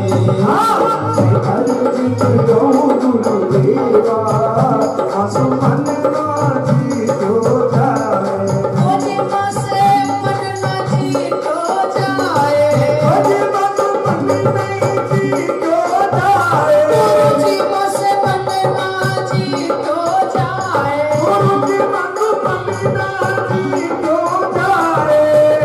उसे अर्ज करूं गुरुदेवा, मन नाची तो जाए। उसे अर्ज करूं गुरुदेवा, मन नाची तो जाए। बोले वृंदावन बिहारी लाल की जय। गुरुदेव, मन को कैसे जीते? ये मन हमको जीत लेता है, हम मन को बस में नहीं कर सकते हैं। हम मन को जीतना चाहते हैं परंतु मन हमारे को जीत लेता है। गुरुदेव क्या करें? आप जीत सकते हो मन को, भी नहीं जीत सकते हो? हाँ? बोलो ना कोई नहीं जीत सकते हो। एक भी आदमी ऐसा नहीं जो मन को नहीं सकता है। क्यों आए फिर यहाँ? मन को नहीं जीत सकते तो फिर यहाँ आने का क्या प्रयोजन है? मन को जीत सकते हैं। परसों कह रहे थे ना, कल की कथा में कह रहे थे भाई, परसों बात सुन रही, बहुत ठंडा पानी है, नहीं नहा सकते हैं, नहीं नहा सकते। कौन मना कर रहा था? मना कौन कर रहा था? मन कर रहा था। नहीं जाने दिया ना, कल गंगा में नहीं जाने दिया ना मन। तो फिर आज क्यों जीत लिया तुमने कि आज वहाँ पूरा मंडल 4 बजे से स्नान कर रहे थे? क्यों जीत लिया? ऐसे बड़े बड़े आदमी मन ने आज नहीं रोका तुमको। क्यों? कि आपको मन ने जीत लिया था और चले गए थे कि आज तो गंगा में ही स्नान करेंगे, तो मन को काबू कर लिया था। यदि नहीं करते, महादेव व्यास जी जल्दी उठ गया, 4:15 बजे से उठो। रात को तो कह रहे थे अभी 5 बजे उठेंगे और 4:15 बजे। हमारी तो ऐसे 3 बजे से नींद उड़ गई थी, तो आई नहीं वापस। तुझे लालू जी नींद आ गई नहीं?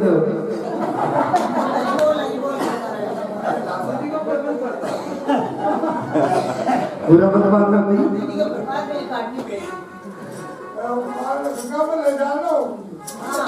तो हमारे छोटे व्यास जी जब उठ गए थे तो हमने कहा हम तो वैसे ही झगड़े, चलो ये 4:15 बजे उठो, 4:15 बजे हम तो 4 बजे चलते यार थे, चलो कोई बात नहीं।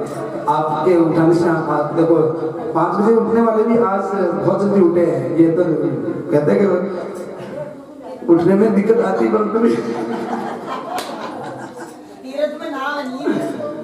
मन को वश में किया था। मन वश में हो सकता है यदि आप चाहते हो, तो मन वश में हो जाता है। फिर भी मन वश में नहीं होता तो गुरुदेव बता रहे हैं, सुखदेव जी महाराज, आपको मन को वश में किस तरह से करना है? मन को वश में करने के लिए जितासनो जित श्वासो जित संगो जितेंद्रिय, जितासनो जित श्वासो जित संगो जितेंद्रिय, भगवतो रूपे मन संधारित। मन को जीतने के लिए सर्वप्रथम आज जो आपने उपाय किया, पहला उपाय कौन सा? बताओ क्या उपाय किया? उपाय नहीं किया, मतलब कि उपाय नहीं की तो बात तो मनु ही उठ गया, मनु ही उठ गया, मनु उठ गया तो मन की तो बात बता रहे हैं। सर्वप्रथम पहला उपाय जो आज आपने किया, सर्वप्रथम जल्दी उठो। 4 बजे उठने का समय है, 4 बजे से पहले आवाज नहीं आनी चाहिए किसी की। 4 बजे बाद जो भी आवाज आती, 4 बजे बाद, 4 बजे से पहले कोई हरि बोल या किसी तरह की आवाज नहीं। 4 बजे उठने का समय है, 4 बजे उठो। 4:15 भी बच जाओ तो भी की दिक्कत कोई? हाँ नहीं कोई बात नहीं, हम कहेंगे, आप पूरा मत मानना भाई। प्रातःकाल मन को वश में करने के लिए सर्वप्रथम अपना प्रातःकाल जल्दी उठो। उठ करके हमने कल ही कहा था दौड़ना मत, अपने बिस्तर पर सुमिरन करना भगवान का। बिस्तर पर बैठे बैठे भगवान का सुमिरन करो। कराग्रे वस्ते लक्ष्मी करमध्ये सरस्वती करमूले स्थितो गोविंदम प्रभाते कर दर्शनम।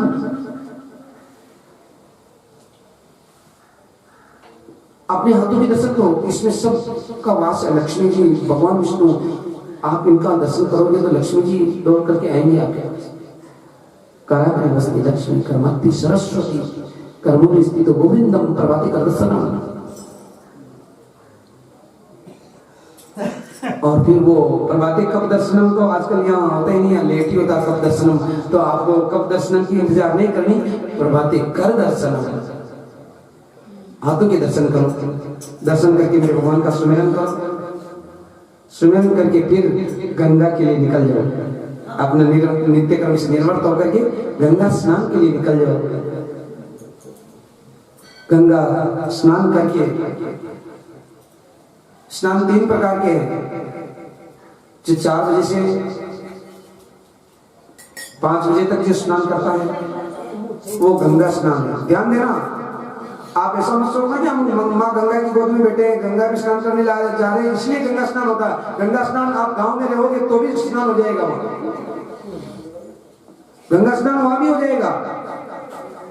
परंतु 4 से 5 बजे के बीच यदि आप स्नान करोगे तो मेरी माँ गंगा वहां आपके लिए प्रकट हो जाएगी। राधे राधे। माता अनुसुईया ने जहां इच्छा करी वहीं गंगा को प्रकट किया था। आप भी चाहोगे यदि 4 बजे से 5 बजे के बीच ब्रह्म मुहूर्त में आप यदि गंगा स्नान करना चाहते हो तो अपने घर बैठे ही माँ गंगा को प्रकट कर सकते हो। राधे राधे। माँ गंगा आप जहां बुलाओगे वहां आने के लिए तैयार है। भागीरथ के लिए आ सकती तो आप भागीरथ बन जाओ। भागीरथ के पीछे पीछे माँ गंगा चल सकती है तो तुम क्यों नहीं भागीरथ बन सकते हो? तुम भागीरथ बनो तो माँ गंगा तो आपके पीछे पीछे दौड़ती हुई आएगी, जहां चाहोगे वहां प्रकट हो जाएगी। यहां आने की जरूरत नहीं है, परंतु आप मन से मेरी माँ गंगा को बुलाओ तो सही। जीते श्वासों, स्नान करके फिर श्वासों को जीतो, प्राणायाम करो।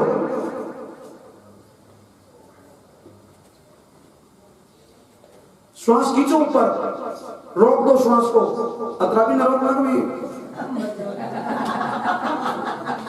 कहीं महाराज को पुलिस पकड़ने में आ जाए।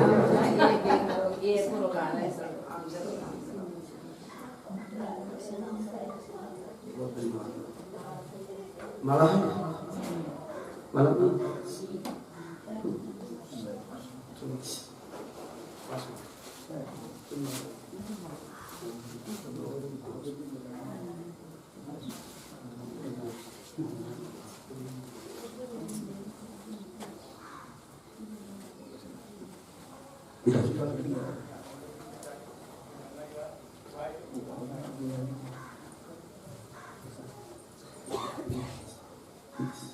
गुरु का मतलब समझना, कहने की जरूरत ही नहीं कि आप भगवान, गुरु तो सबके भगवान है। वसुदेव सुतम देवम कंस चाणूरमर्दनम। ध्यान देना हमारी बात पर, पूरा बात सुनो पहले, अब बिरा दो परंतु बात सुनो अच्छी तरह से। गुरु क्या चीज होती है? गुरु कोई शरीर नहीं होता, माना जाता है, मान लिया जाता है और सत्कार किया जाता है, सम्मान किया जाता है, परंतु गुरु कोई शरीर नहीं होता, गुरु कोई साधारण मनुष्य नहीं होता, गुरु साक्षात भगवान होते हैं। आप यदि जिसको मानोगे उसके हृदय में मेरे भगवान का पदार्पण होगा और भगवान विराजमान हो जाएंगे। वसुदेव सुतम देवम कंस चाणूरमर्दनम देवकी परमानंदनम श्री कृष्ण वंदे जगत गुरु। ये जगत गुरु है। आप जिसको मान रहे हो मानो, परंतु अच्छी तरह से सुनना। जीवन में गुरु बनाने के बाद जीवन, नया जीवन चालू होता है। आज के बाद में झूठ, जाल, झपट, कपट, ईर्ष्या, द्वेष जहां तक हो सके मेटना और मेरे भगवान के भजन करना। गुरु मंत्र की हमेशा 1 माला, 2 माला, 3 माला जितनी हो सके 5 मिनट के लिए हमेशा वो करना और भगवान के दर्शन हमेशा करना। भगवान के दर्शन करोगे तो आपका गुरु बनाना ही सार्थक हो जाएगा। ऐसा नहीं है कि जहां गांव में नहीं हो तो भी देख, हम आपको विशेष तौर से जानकारी दे रहे हैं, हम चाहे कहीं भी रहें, परंतु फिर भी हमेशा मनसा श्याम के दर्शन करते हैं और हमेशा जल चढ़ाते हैं, चाहे हिंदुस्तान में किसी भी जगह क्यों न रहे। ऐसा हो ही नहीं सकता कि हम आज नहीं जल चढ़ाया मेरे मनसा श्याम को, हमेशा यहाँ से मेरे भगवान के दर्शन करके जल चढ़ाते हैं। तो आपका इष्ट देव आपकी सदा रक्षा करे, आपके ऊपर आशीर्वाद बना रहे, इसलिए उनका मेरे भगवान चारों जन आपका मन में स्मरण करते रहना, भजन खूब करना, नया जीवन बने आपका, ऐसी हम भगवान से प्रार्थना करते हैं। हरि बोल।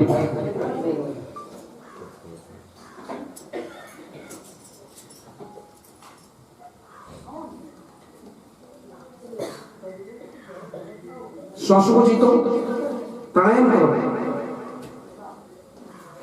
प्राणायाम करने के बाद आसन जीतो, मन को कंट्रोल करने के बाद ले बता रहे हैं आपको भी हम कह रहे हैं 5 मिनट 10 मिनट आप कितना आपके पास समय है, वो एक आसन पर बैठ करके थोड़ी देर के लिए भजन करना, फिर आप पूरा दिन काम करते हैं, भजन तो करते ही रहो, परंतु आसन जीतो।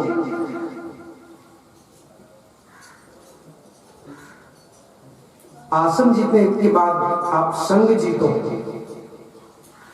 आपका ज्ञान दे रहे हैं इसमें। संग जीतने का मतलब क्या कि गलत संग कभी मत करना, चाहे अकेले रह जाना, परंतु गलत संग मत करना। संग करो तो भक्तों का संग करना जो आपको भगवान से मिला दे। राधे राधे। संग ही करना तो भक्तों का संग करना, संग ही करना तो सत्य का संग करना। सत्य का संग, ये सत्संग क्यों नाम पड़ा इसका? सत्संगी क्यों कहते हैं? सत्संग इसलिए कहते हैं जो अविनाशी परमात्मा है। हाँ, अविनाशी परमात्मा है। सत्संग, सत्य का मार्ग वो मार्ग है जो हमें अविनाशी परमात्मा से मिला दे। अविनाशी परमात्मा से मिलाने का मार्ग है सत्य, और यदि आपने उस सत्य का संग किया है तो वो सत्संग बन जाएगा जो आपको अविनाशी परमात्मा के चरणारविंदों की प्राप्ति करा देगा। राधे राधे।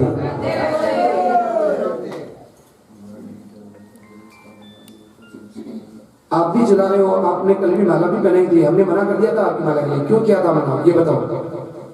गलत काम करने। हाँ, अब एक तो धीरे बोलोगे, एक आज के बाद गलत काम नहीं करोगे। आपकी माता परेशान है मतलब आपसे, तो अब माँ आपकी माँ ये कहना चाहिए कि भागवत शुभ ताल में सुनिए, तो वास्तव में भागवत सुनिएगा। आप सत्संग में आए हो,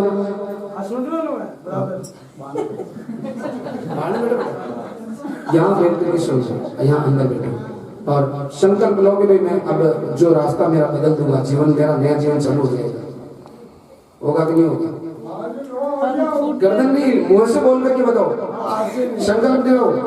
कोटड़ी शाम की कृपा बन जाएगी यदि बात मानोगे। व्यासपीठ की जिसने बात मानी है उसका उनका कल्याण हो चुका है। ध्यान देना, आप ऐसा मत सोचना कि व्यासपीठ पे कोई गलत बात निकल जाए। बाकी तो सब काम किया, नशा नहीं करना। जो आपको जो अभी वो जो नशा करते हो, जिसके कारण आपको जहाँ रख रखा है वहाँ नहीं रखे, तो भी आप खुले मन को वो नशा नहीं करना, नहीं करोगे ना। बहुत बहुत धन्यवाद, ताली बजाओ जोरदार। बात मानोगे तो फिर आगे और कहेंगे कोटड़ी श्याम की मेला बनेगा आपका, फिर देखेंगे लोग और आपको धन्यवाद देंगे लोग, किसी व्यासपीठ की आपने बात मानी है।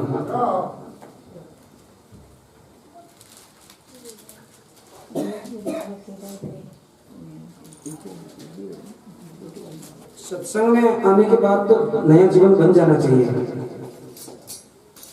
बोलो कोटड़ी श्याम की ऐसा ऐसा उधर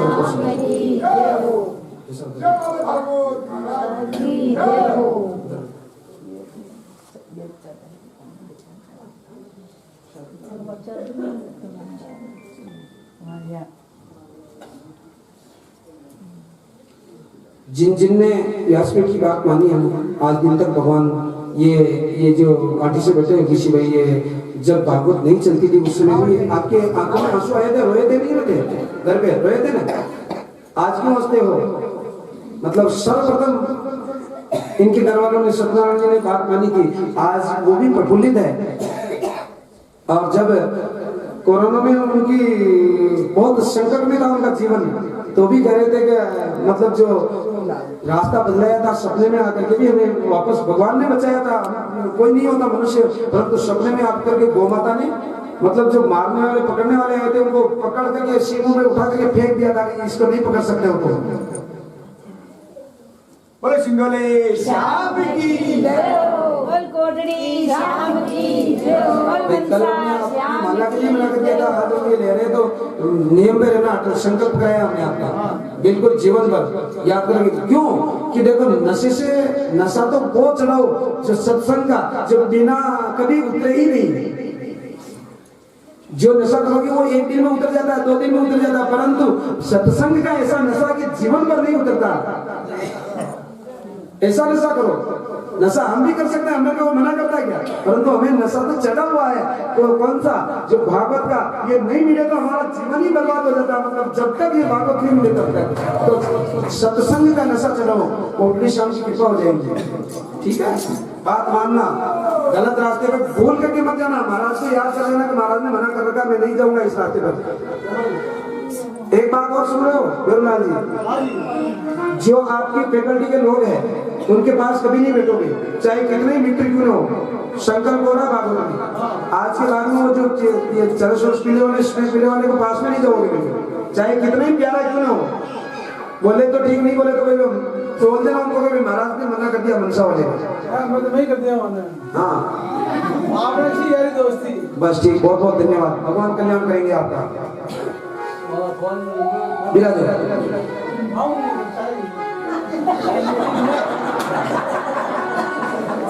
देखो अभी अभी अभी नए नए आए हैं, अभी थोड़ा समय लगेगा। सत्संग में जुड़ना बहुत कठिन बात होती है। ये यहाँ आगे ये भी बहुत बड़ी बात समझो, थोड़ा सा मोड़ लिया ना, मोड़, ये भी बहुत बड़ी बात समझो। केवल विश्वास करना पड़ता है, केवल विश्वास। जिन जिन ने विश्वास किया उनका जीवन धन्य हुआ है। हमारे मनसा से अभी हम कथा में आए थे, उसके एक दिन पहले ही एक समाचार मिले थे। क्या नाम उसका, एक बारेट है ना, कंचन बारेट, वहां अपने राम कथा में एक उपाय बताया था बच्चे बच्चों का समझ करने का। लोगों ने विश्वास किया होगा, नहीं किया होगा, परंतु उस बारेट ने उन्होंने कहा तो महाराज ने उपाय बताया, मैं तो ये कह रहा हूँ हमारा तो भगवान काम कर दिए। और उसकी बच्चे की शादी हो चुकी है। उन्होंने कहा कि महाराज आपने जो उपाय बताया था उससे हमारी बच्चे की शादी हो गई है। मैंने कहा भाई भगवान मनसा श्याम सबका काम करते, केवल मन में विश्वास चाहिए। काटी वालों को भगवान पुत्र रत्न की प्राप्ति हुई है। उसी तरह से कोटड़ी श्याम मंदिर में जब बैठे थे, वहां नंदराय से कौन आया था कि उनको भी पुत्र रत्न की प्राप्ति हुई, 4 बच्चियों के पुत्र दिया है। तो भगवान की कृपा तो होती है, परंतु जो नियम पे रहते, जो विश्वास नहीं करेंगे उनका काम नहीं हो सकता, नहीं होगा। जिनको पक्का विश्वास में व्यासपीठ से कह दिया तो मेरा काम पक्का हो जाएगा, तो होगा, कोई रोक ही नहीं सकता, परंतु विश्वास करना पड़ेगा। और बता रहे हैं, हम आपको निवेदन कर रहे हैं कि मतलब जिन के एक बार सुल्तान की व्यासपीठ है, सुल्तान की व्यासपीठ से निवेदन करते हैं कि मान लिया आप परेशानी में हैं, बहुत ज्यादा परेशानी में है, या किसी बीमारी में घेर रखा है, आप बहुत ज्यादा परेशान हैं, तो जल लेना लोटे में जल लेकर के उसमें काले तिल डालना, काले तिल डाल करके उसमें बिल्वपत्र डालना और मेरे भोलेनाथ को जाकर के बिल्वपत्र समर्पित कर देना। तिल सहित, काले तिल सहित वो जल, आपकी जो भी संकट होगा मेरे भोलेनाथ आपका संकट दूर कर देंगे। राधे राधे। मान लिया बच्चे का संबंध नहीं हो रहा है, तो जो मनसा ने उपाय बताया था एक बार फिर बता रहे हैं हम। अष्टमी बुधवार जब मिल जाए, और मान लिया दुर्गा अष्टमी मिल जाए, गोपाष्टमी मिल जाए, जन्माष्टमी मिल जाए, तो फिर संयोग ऐसा मिल जाए तो बहुत अच्छी बात। और उस दिन यदि बुधवार मिल जाए तो उस दिन 7 दुर्वा लेना, थोड़ा सा चावल लेना, हरे मूंग लेना और 7 दुर्वा लेना, और छत पर जाकर के चंद्रमा के ऊपर 21 बार वार देना। वार करके गणेश जी महाराज के मंदिर पर जाना और गणेश जी महाराज को जाकर के निवेदन करना कि हमारे बच्चे की संबंध नहीं हो रहा है, हमारे बच्चे की शादी आपको करवानी है, हम आपके भरोसे हैं, ये हम आपको समर्पित कर रहे हैं। हम और कुछ भी समर्पित नहीं कर सकते हैं। हमारे पास जो सेवा है हम आपको समर्पित कर रहे हैं। हमारी बच्चे की संबंध करना, शादी करना आपका काम है। अब आपके ऊपर छोड़ दिया है हमने। आपने यदि मेरे गजानन गणेश महाराज के ऊपर छोड़ दिया तो आपके बच्चे का संबंध हो जाएगा और आपके और पोते पोते भी हो जाएंगे। राधे राधे। बस विश्वास करके काम करना। और भी किसी को कोई तकलीफ हो तो बताना, मेरे भगवान अब हम सुखदेव जी महाराज यहाँ से आपको बताएंगे उपाय और आपको विश्वास होगा तो काम हो जाएगा, चाहे कैसा भी काम क्यों ना हो। परंतु ये नारियल रखते हो तो छोटे मोटे काम के लिए नारियल मत रखा करो। हम तो अब आज और आपको घोषणा कर रहे हैं कि जो काम के लिए, विशेष काम के लिए नारियल रखते हैं वो एक बार बता कर काम फिर नारियल रखो। अब आजकल क्या हो गया कि हर भागवत में नारियलों का ढेर लग जाता है। छोटा मोटा काम तो हम विशेष भगवान को निवेदन कर देंगे तो हो जाएगा। कोई विशेष विपत्ति हो उसके लिए नारियल रखा करो। देखो महाराज का नारियल को फायदा हो गया, परंतु आपके क्यों ऐसा ऐसा हम आपको निवेदन करते। आसन जीतो, संग जीतो। संग करो तो ऐसा करो, भगवान के भक्तों का संग करो कि आपको भगवान की प्राप्ति हो जाए।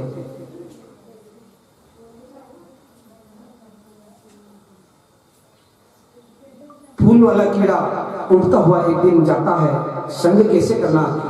फूल वाला कीड़ा उड़ता हुआ जाता था कि एक नीचे देखता था गोबर वाला कीड़ा तड़प रहा था।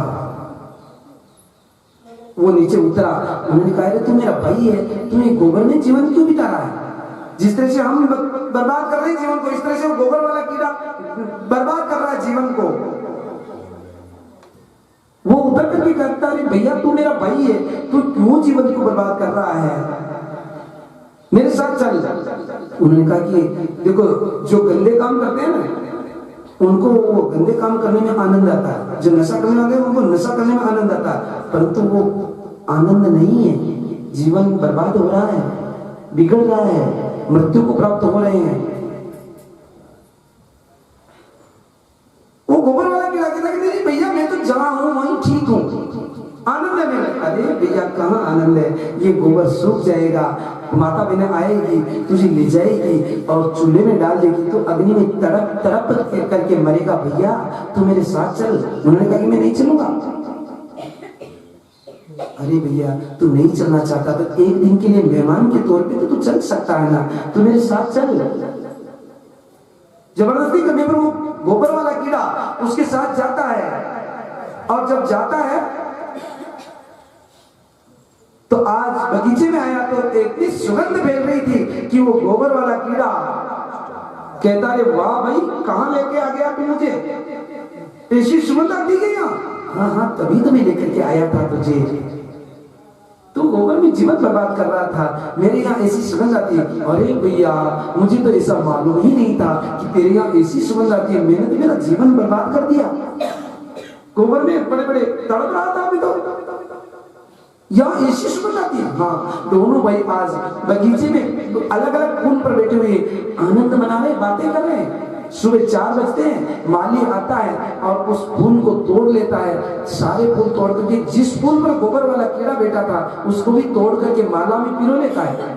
माला में पिरो करके मेरे भगवान कोटड़ी श्याम के मंदिर के बाहर जाकर के बोल देता है अरे भैया जिसको माला चाहिए तो भगवान को माला चढ़ाओ। जैसे हमारे सुखदेव जी के मंदिर के बाहर बैठे रहते माला बेचने वाले, उसने ओ भैया माला ले जाओ ना। भैया कितने की है? 10 रुपए। अरे भैया ले ले 10 रुपया, मैं मेरे भगवान को माला पहनाऊंगा। उस माला को लेकर के वो पुजारी को जाकर के कहते कि पुजारी जी मैं माला लेकर के आया हूँ, मेरे भगवान के गले में पहना दो माला। भगवान के गले में माला पहनाई जाती है तो गोबर वाला कीड़ा क्या कहता है अरे मेरे भाई क्या तेरा संग किया कि आज मुझे भगवान के दर्शन प्राप्त हो गए, आज मुझे भगवान के दर्शन प्राप्त हो गए। मैं तेरा संग नहीं करता तो मैं कहाँ राधा कृष्ण के दर्शन करता, मैं कहाँ कोटड़ी श्याम के दर्शन करता। अरे मेरे भाई धन्य हो, तूने मेरा उपकार कर दिया। अरे मेरे भाई आज तेरे साथ आया कि मैं पुल पे बैठ करके यात्रा कर रहा हूँ और भगवान के दर्शन कर रहा हूँ।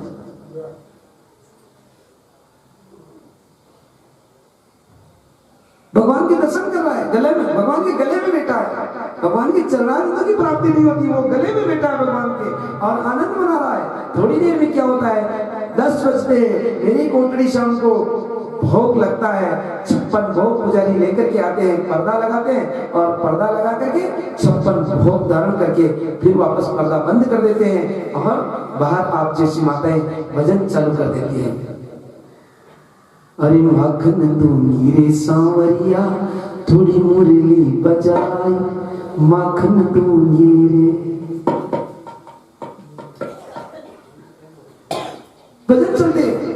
अब तो कीड़ा गोबर वाला कहता है कि वाह वाह मेरे भाई, क्या संग किया तेरा कि मैं गोबर खाते खाते मेरा जीवन बर्बाद कर दिया, पूरा जीवन निकल गया। मैंने तो कभी 56 भोग का आनंद लिया ही नहीं था, आज मुझे भगवान पर न जाने कब जीवेंगे, मैं तो 56 भोग जीव लेता हूँ। राधे राधे। कहाँ गोबर खाता खाता पूरी उम्र निकाल दी थी, परंतु आज इस गोबर वाले कीड़ा मेरे भगवान 56 भोग का केवल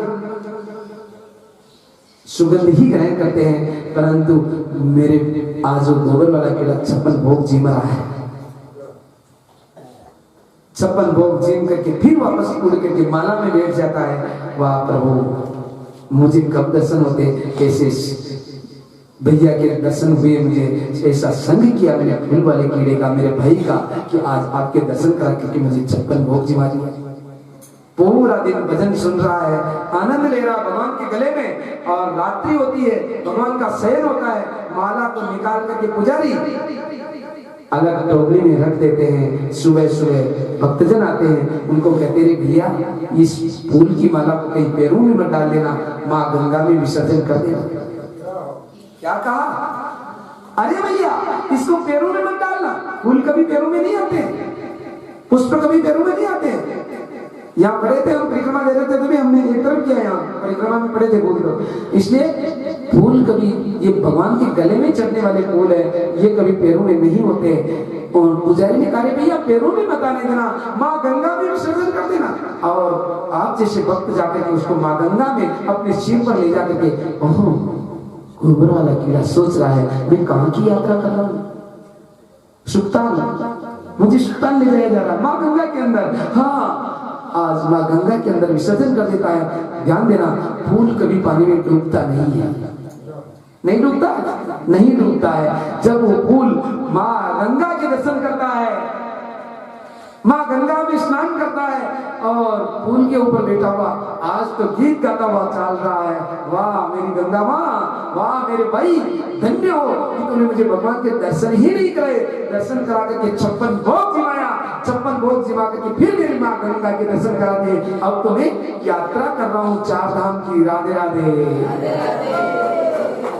संग करो तो ऐसा करो कि आपका जीवन ही सफल हो जाएगा। सत्य की संग करो जो अविनाशी परमात्मा से मिला दे।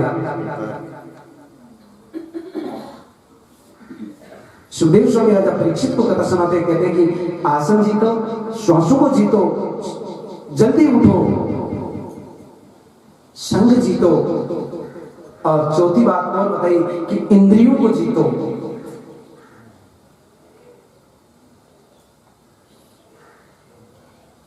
ये इंद्रियां कान और ये 5 जो कर्मेंद्रियां हैं, कान, नाक, आंखें, ये त्वचा, इनसे पाप होते हैं। और सबसे ज्यादा पाप तो श्रवणेंद्रियां और नेत्रों से, आंख और कान से, इनसे ज्यादा पाप बनते हैं। गलत देखोगे तो गलत मन बिगड़ेगा, गलत सुनोगे तो मन बिगड़ेगा, और अच्छा सुनोगे तो भगवान में मन लगेगा। लगता कि नहीं? हाँ, बारों निंदा करवा दो तो मन लग जाएगा, भगवान से दूर हट जाएगा। परंतु यदि भगवान की कथा मन लगा करके सुनोगे तो मेरे भगवान के चरणारविंद नजर आएंगे आपको। इंद्रियों को जीतो,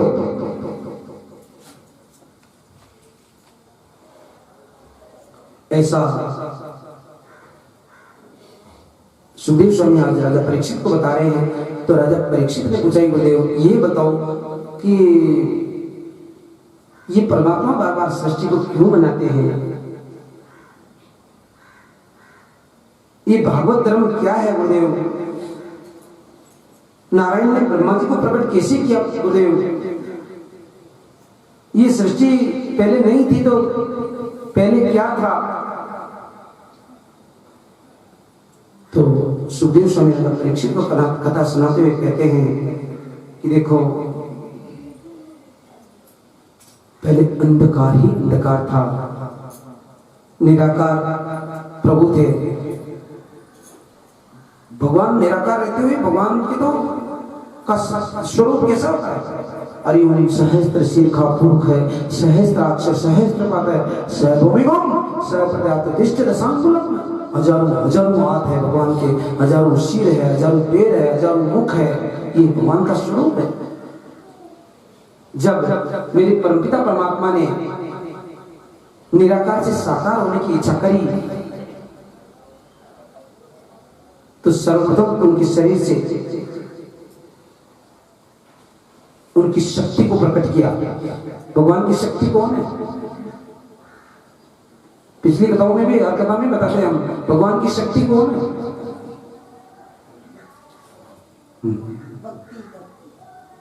और कोई बता रहे?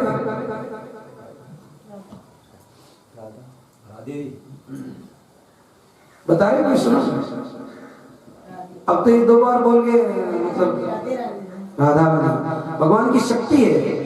ध्यान रखा करो थोड़ा सा, मतलब कोई बात नहीं, ऐसा नहीं करेंगे, नहीं हो सके जहां तक भगवान की शक्ति है। राधा जी कोई स्त्री नहीं है, ध्यान देना।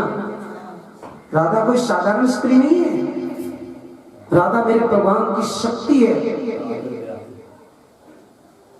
मेरे भगवान ने अपने निराकार स्वरूप से साकार बन करके अपनी शक्ति को प्रकट किया। निराकार रूप से शक्ति को प्रकट किया, प्रकट करके अपने बामांग में बिठा लिया, अपने शरीर में बिठा लिया राधा जी को। फिर मेरे भगवान के शरीर से जल की धाराएं प्रकट हुई तो सर्वत्र जल ही जल हो गया। जल के बाद अग्नि को प्रकट किया, अग्नि से आकाश को प्रकट किया, आकाश से वायु को प्रकट किया, धरती को प्रकट किया और पंच तत्वों का निर्माण किया भगवान ने।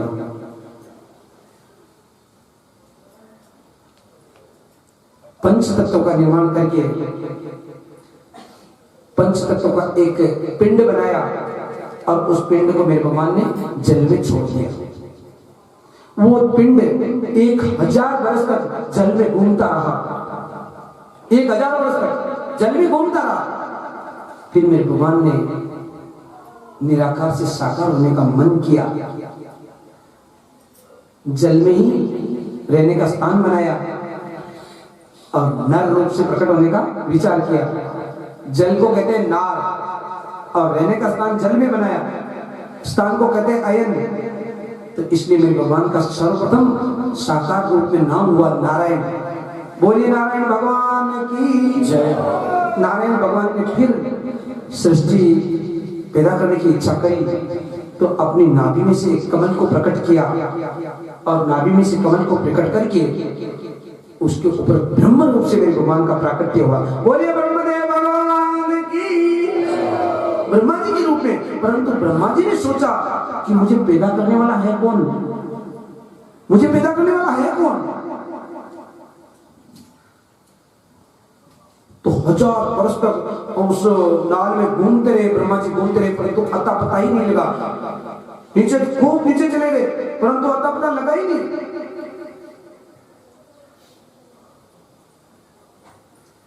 जब पता नहीं लगा पाए तो ब्रह्मा जी वापस नाल के ऊपर आकर के बैठ गए।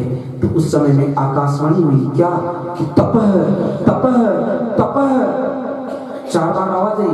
तो उसने सोचा कि तपह का मतलब तपस्या, तो क्या करूं, किसकी तपस्या करूं? तो फिर एक आवाज और आ गई, नारायण नारायण नारायण, नारायण के नाम की तपस्या करो। तपस्या में कितनी शक्ति है, ध्यान देना। ये सृष्टि का रचना, सृष्टि का पालन और सृष्टि का संहार केवल और केवल तपस्या से होता है। तुलसीदास ने कहा है,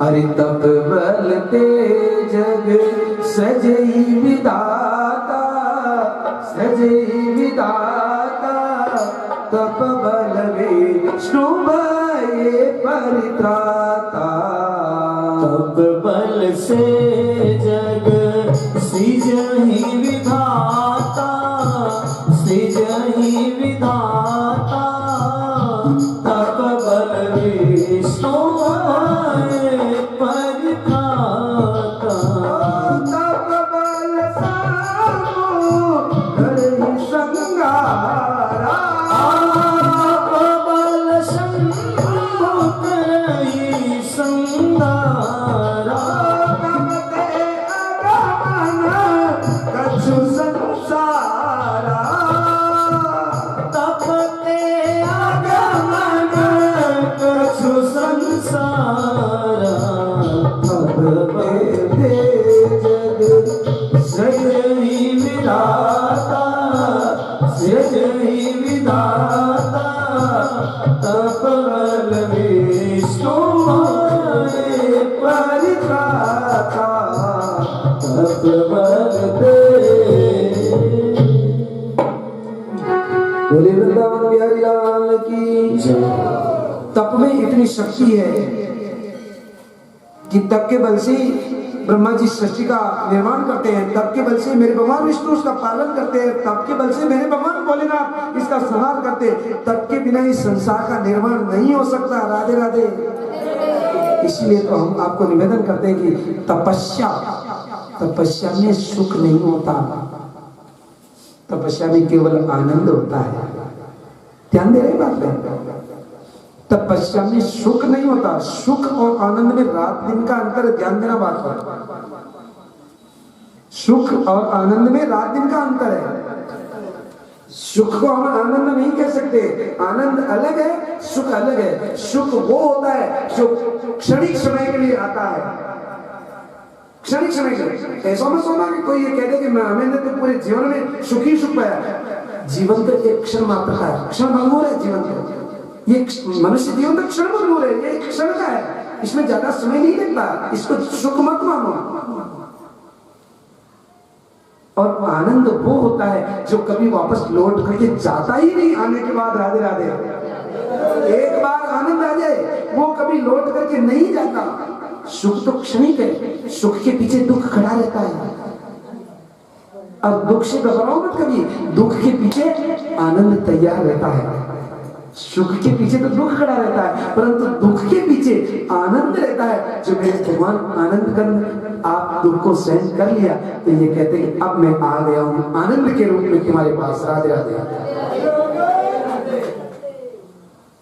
जब ब्रह्मा जी ने इस तरह से तपस्या करी 1000 वर्ष तक, तो मेरे नारायण ने दर्शन दिया उनको। दर्शन देकर के उनको चतुश्लोकी भागवत प्रदान करी। अहमेवास्मे पागे नान्य सत्सप्रम पश्चादम यदेचते यो शिष्येत शोष्मम् हृदयर्कं यत् प्रतीयेत न प्रतीयेत चात्मनि तदिद्यादात्मं यथा मायं यथा तमः यथा वासो यथा तमः यथा मान्ति भूतानि भूतेषु अवशेषाणि परिष्टानि परिष्टानि तथा ते कनते खोम एतावदिदं जिज्ञासं तत्त्व जिज्ञासमा आत्मनो अनैतिकाभ्याम यत् सर्वत्र सर्वदा। ये चतुश्लोकी 4 श्लोकों की पूरी भागवत है। ये भागवत आज ब्रह्मा जी को मेरे भगवान नारायण ने प्रदान करी और कहा कि तुम सृष्टि का विस्तार करो। जब ब्रह्मा जी ने सृष्टि का विस्तार करने के लिए सोचा, राजा परीक्षित ने पूछा कि गुरुदेव ये भागवत क्या है? भागवत प्रदान करिए, तो भागवत है क्या है? तो सुखदेव जी महाराज कहते हैं कि एक भगवान के भक्त का नाम है भागवत। भागवत कोई पोथी नहीं, ध्यान देना। एक भगवान के भक्त का नाम है भागवत। एक भगवान के निवास का नाम है भागवत। जब भगवान का निवास है वही भागवत। एक भगवान का भक्त मिल जाए वही भागवत। भगवान के नाम का उपदेश को कहते हैं भागवत। भगवान के जो प्रियजन है, भगवान के लाडले होते कि नहीं होते, जैसे सुदामा लाडले थे, जैसे अर्जुन लाडले थे, और तो क्या अभी कलयुग में भी देखो तो नरसिंह जी भगवान के लाडले थे कि नहीं थे? क्या कहा था भगवान?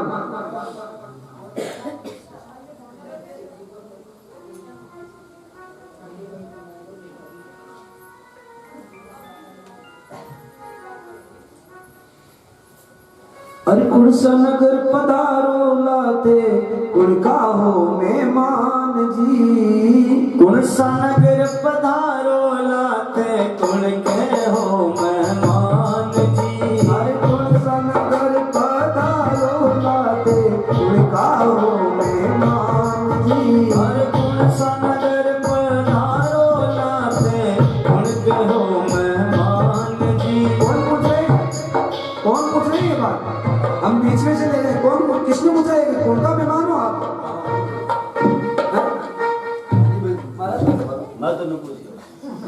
महाराज बोल बस ठीक है।